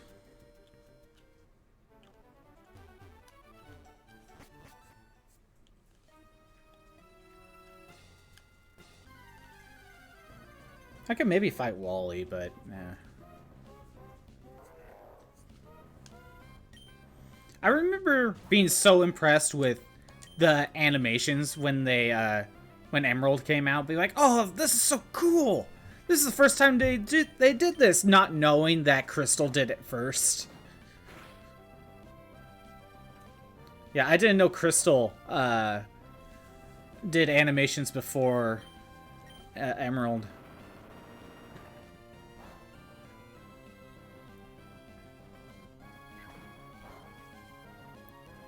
If they were level 90, they were like very close.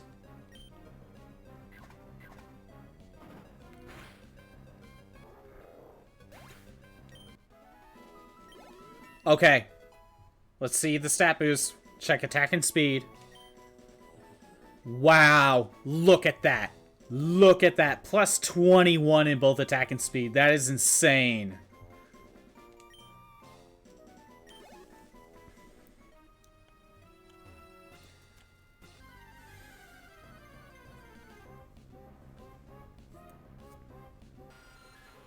Obviously, we're going to get diminishing returns when it comes to stat boosts like that. Luckily, Heracross won't take as long to level up, because it is traded, so it gains more experience.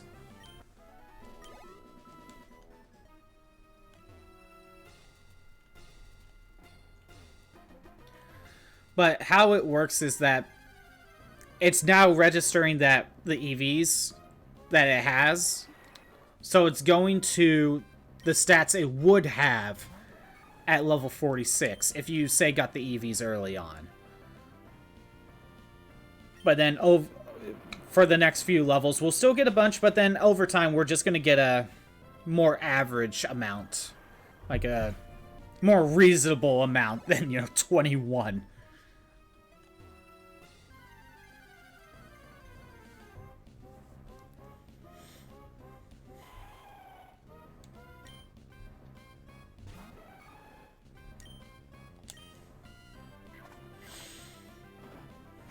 Really want to be fighting Lyron. Is it Lyron or Lyron? Like, how do you pronounce him? I always call him Lyron. But, it has the word iron in it. What is it, iron? I don't know. Sometimes some of these names are a little bit confusing. And usually, when I was younger, I relied on the anime for stuff like that, for the most part. Because, like, that would be the only official way I could hear some of these names. But that doesn't mean they're right.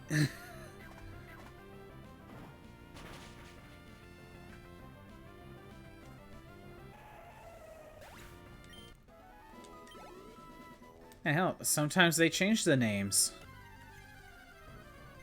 Like, look at Arceus, or is it Arceus, or Arceus? They're all valid because they've all been used in official works.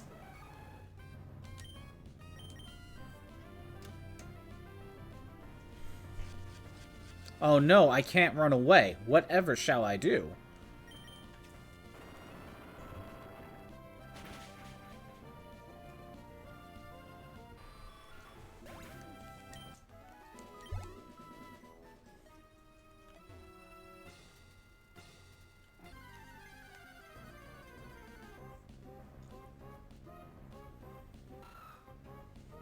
You're getting some of the weak stuff right now.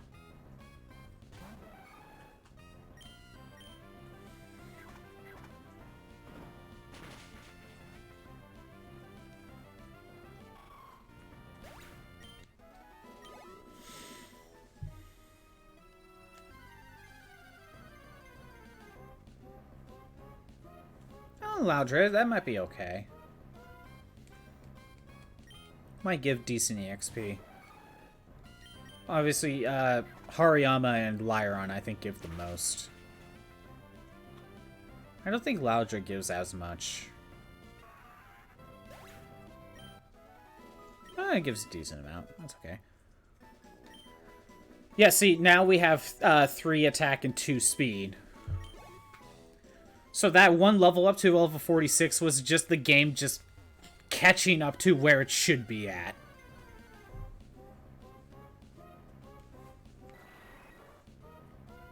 Now it's going to give the rest of the stat bonuses at a reasonable amount. Like 3 and 2, that's about what you would normally see when you EV train.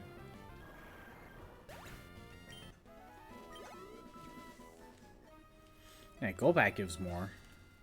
Gives more EXP.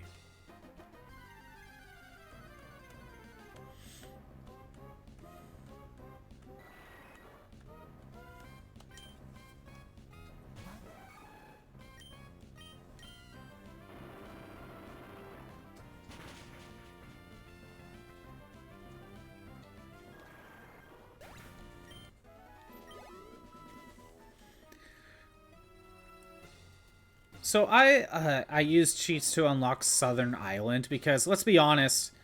Okay, it's not that you can get to Southern Island, but you do need the e-reader and you also need the Eon ticket, like the physical card. So let's be honest, not many people are going to have access to that.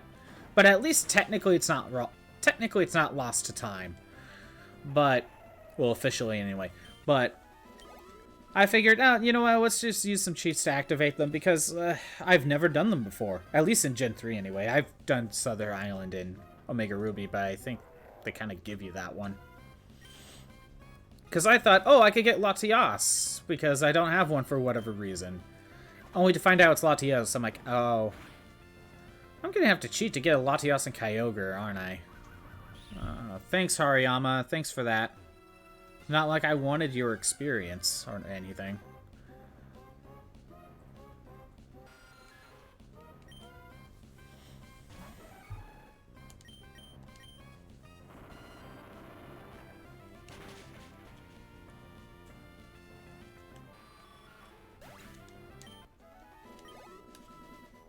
I haven't activated the other ones, like for Deoxys and for, I guess Ho-Lugia and Mew? I think those are all the event ones. I could. I just haven't. There's also the part of me that's like, oh, I want them to have a good nature too, so that's part of the reason why I haven't bothered.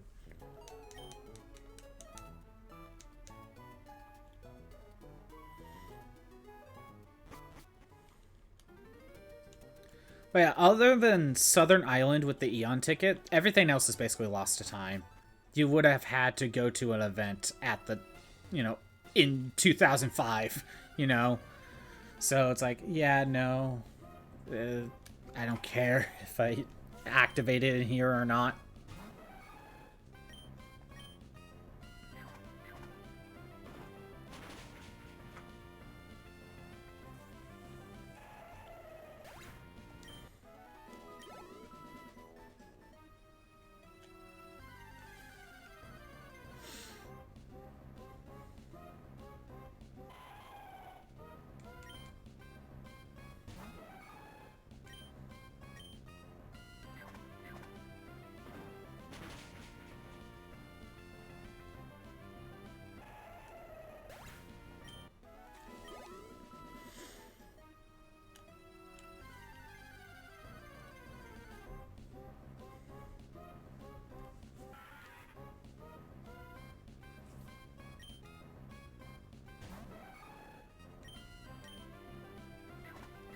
This should give me a level. Let's see where we're at.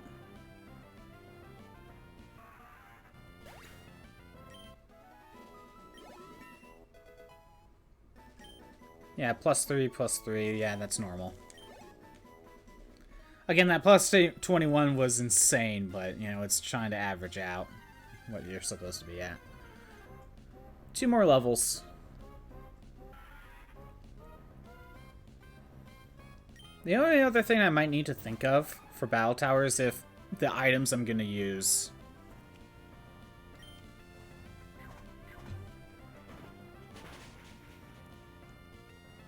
Does something like the Choice Scarf exist in Gen 3? Boost attack, but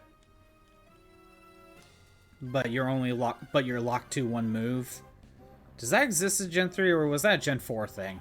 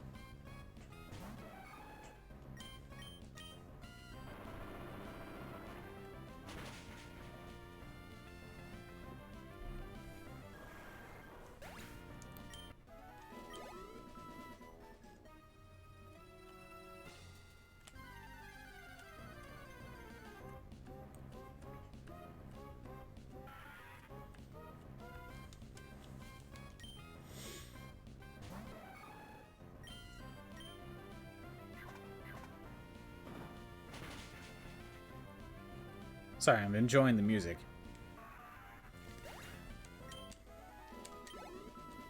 A little bit nostalgic, but it's also a good soundtrack.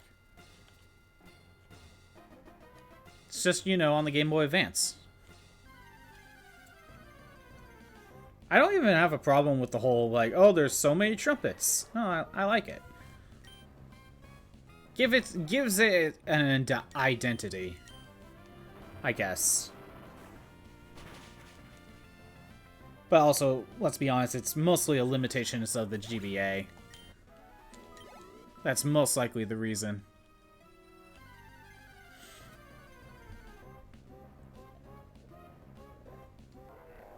Okay, Hariyama, are you gonna let me, you know, are you gonna let me win, or are you gonna just kick me out of the fight?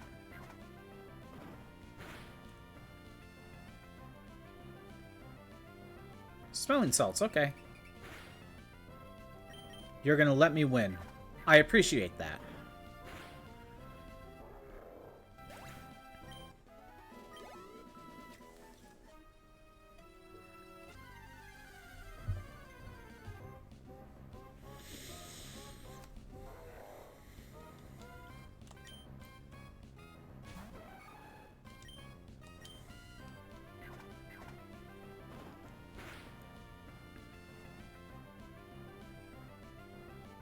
Okay, good.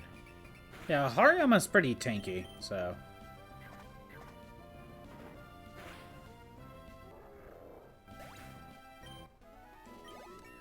So, we got one more level to go now. Ooh, attack +4. We got one more level. And... I was thinking of if I wanted to do this now or save it for, like, maybe the next time. Because after we get to level 50... we're gonna need to trade it over to Ruby. We'll be doing Battle Tower stuff next time.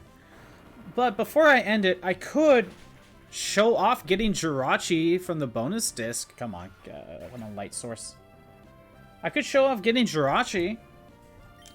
So I can either do that now or show it off next time.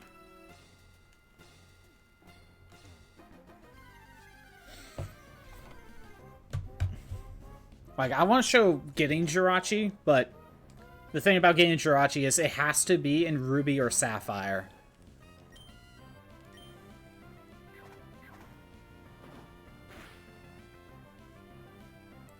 So if we want, once we're done getting to level 50, I can show it off.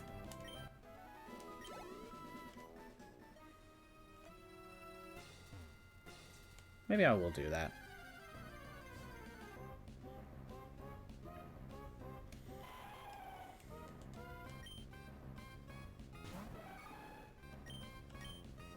Because let's be honest, there's not really a good time to show it off.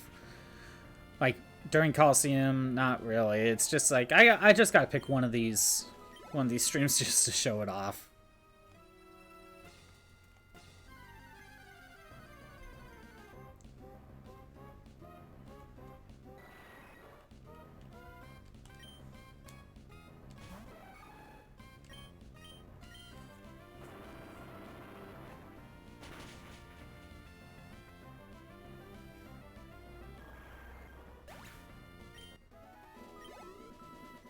We're almost there.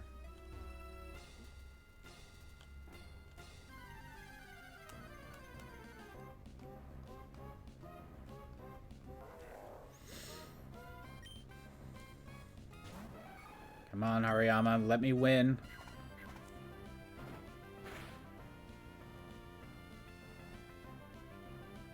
Ooh, belly drum.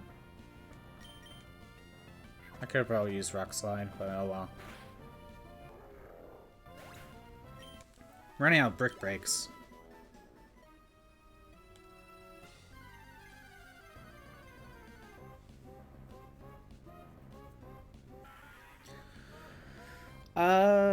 Let's save brick break for something else. So let's go with... because I don't want to go and heal up just to come back in here.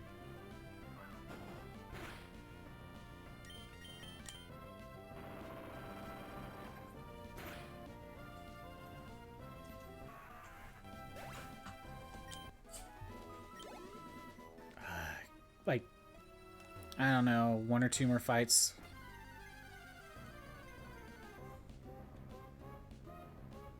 Yeah, save my brick for this, pretty much.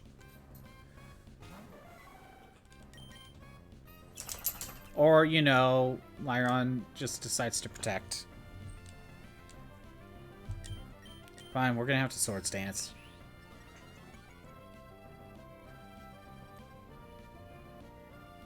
Oh no, Iron Tail.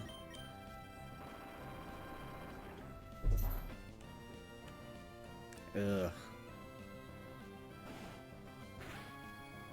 Is it worth it? Yeah, we'll go for it. But I might need to just go to the Pokemon Center. Oh, that's annoying.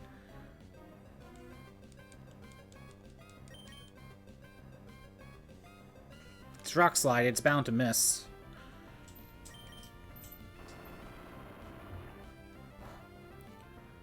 Please, just... come on. Yay, level 50. And there we go. That's ready to go.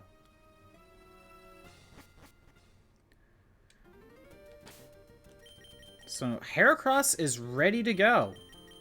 Ready for the level 50 battle tower. Unless there's an item I want to give him. But I'm gonna end the Emerald stuff. Because off stream I'm gonna have to transfer the save onto my Emerald, then I gotta trade and all that. But how about we show off getting Jirachi and Ruby? Why not? I got... Molly, stop. Jeez, she wants attention. Give me a sec. No, Molly, knock it off, knock it off.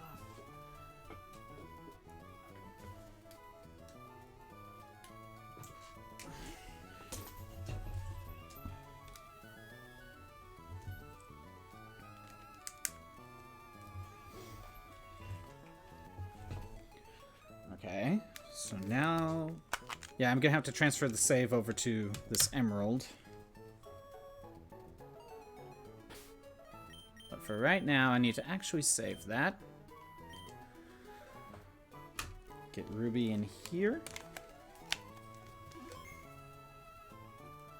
Okay, good. That's done. Give me a second while I swap over.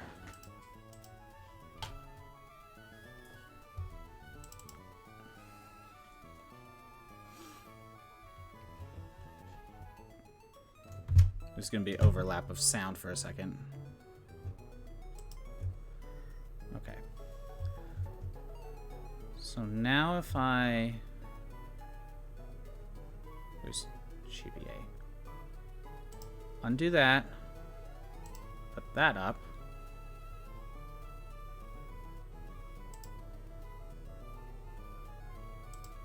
Close that down. So now we should be on... Why is this not showing anything?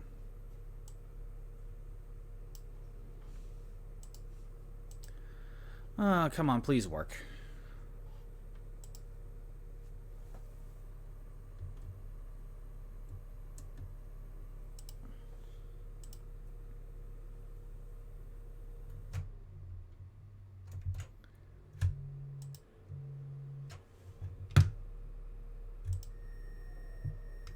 You can hear it. You can't see it, can you? Yeah, you can hear it. Oh, I undid the wrong one. That would make sense. Okay. So. I have normal Pokemon Coliseum in there, but... let's put that away. Oh, I have the Game Boy player in here. I could also just stream this off the GameCube if I wanted to. I have the Game Boy player. Could have, but chose not to.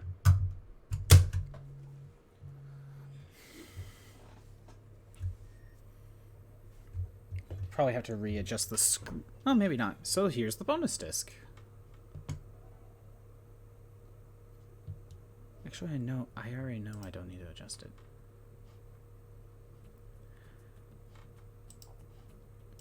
Yeah, so just kind of pops in. You have 3 options. Pokemon Coliseum preview, Jirachi Wishmaker sneak peek, and the Jirachi.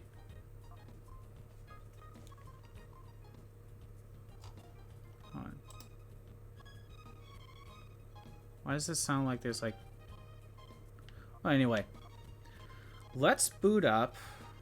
We'll end it with the Jirachi. So let's go from left to right. Let's see the sneak peek of the Jirachi movie that came out in like 2006. In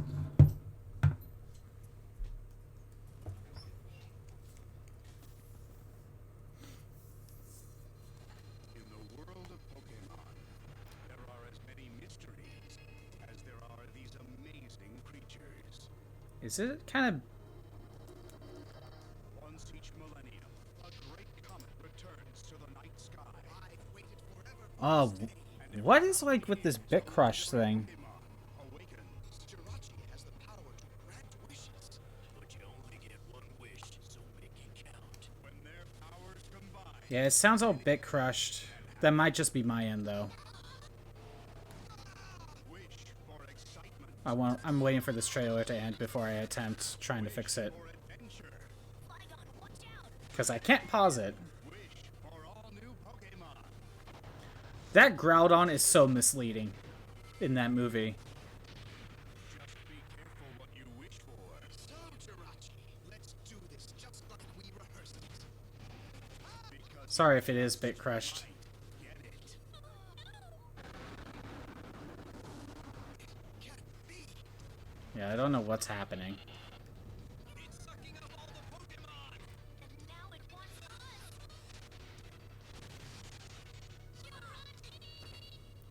Jirachi, Wishmaker, an all-new Pokémon movie, I think that's Mike Pollock. DVD and video. That sounds like Mike Pollock. Let me see if I could fix that, because that was Bit Crushed to hell.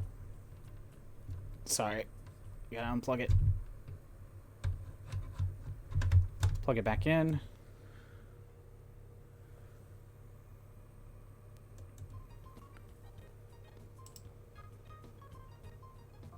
No, it still sounds Bit Crushed. Let me see if I can... Okay, now we open that back up.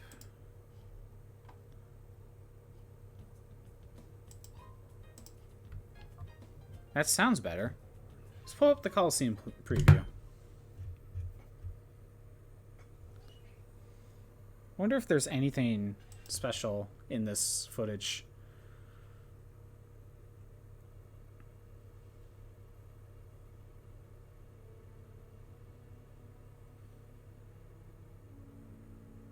Again, you had to get this bonus disc by... It showed off the e-reader lab?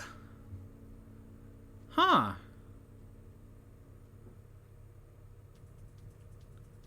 Again, to get this bonus disc, you had to pre-order Coliseum, so what was this for?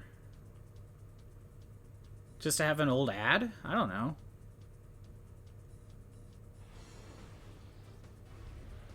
No, it doesn't show older footage, like old beta footage.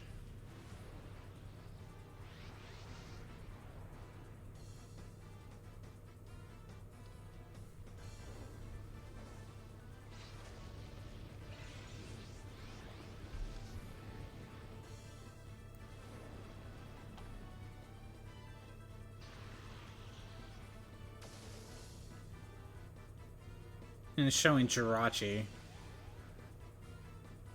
Shows the Regis, it shows the Beasts. Advertising a lot of Gen 3 and Gen 2 stuff. Oh, it showed the Under Coliseum. Or the Deep Under, whatever it was. Groudon Kyogre, level 100.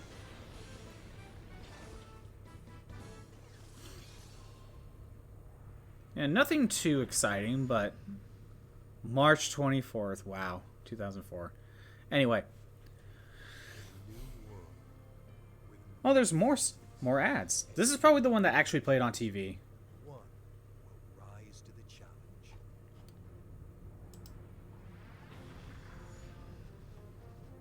In an all-new role-playing adventure taking place in a whole new region, Pokémon never before.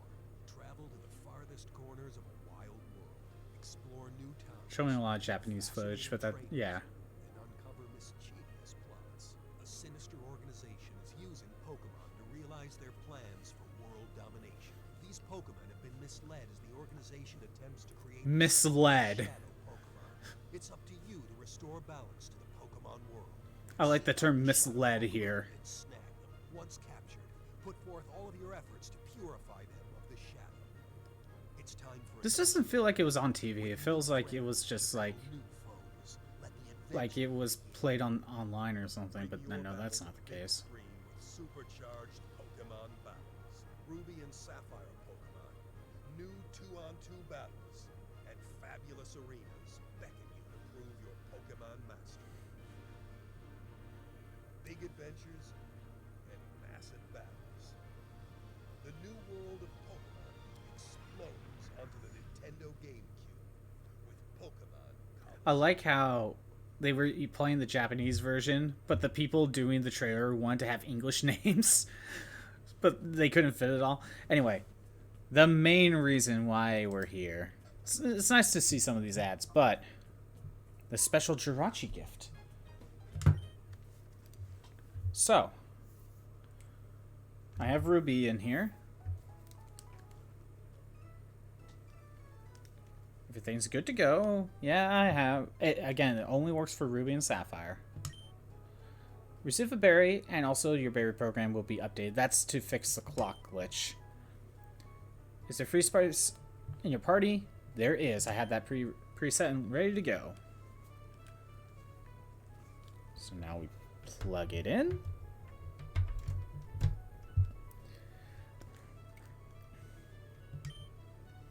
And turn it on.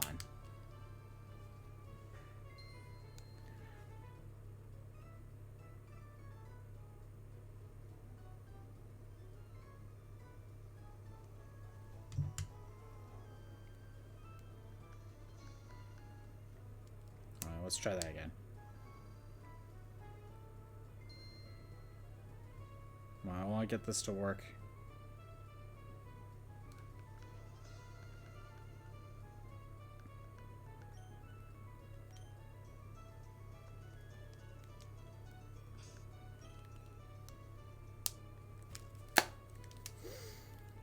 Pretty sure this is how it worked. Let's double check. Make sure everything's plugged in just right. Plugged into slot 4. Please turn on Game Boy Advance. Oh, there we go. There we go. We got it working.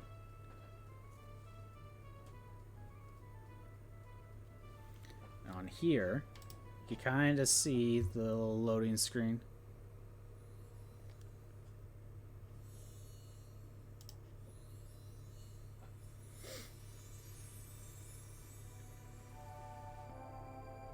It says unable to update berry program. Wonder why.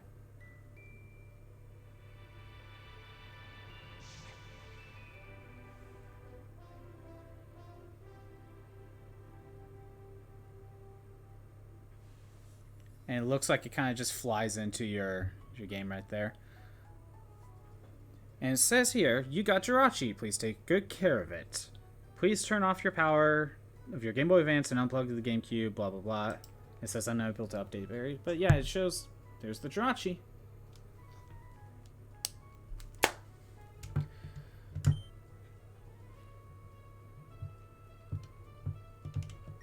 And there's that. That's getting Jirachi. That's the bonus disc. This is all the bonus disc has. But again, if you have a copy of Ruby or Sapphire, all you need to do is get the Pokédex. So you could get an infinite amount of Jirachis if you are willing to delete the save file. So that is possible. But I think that is a great place to stop. Thanks for everyone who showed up. I'm doing these streams Monday, Wednesday, Friday, and I'm doing Fire Emblem on Tuesdays and Thursdays at noon Pacific time. If you want to see the old streams that are not on Twitch anymore, they're on YouTube at ScottBot64 Stream Archives. I guess a couple quick things I'm getting announced. There might be some streams that I might just cancel abruptly because there's some work I need to do, but I can't prepare for that, and I don't know when. Like, there's stuff I need to do around the house, and it will be better for me to just get a full day just to do it. But I can't predict that, so there may be some streams where I just don't stream because of it. That's kind of a temporary thing right now, but we'll get there when we get there. But also, next time, I'll be trading the Heracross from Emerald to Ruby. And we're going to be doing Battle Tower, level 50. That's what we're doing next time. Anyway, have a good day. Later.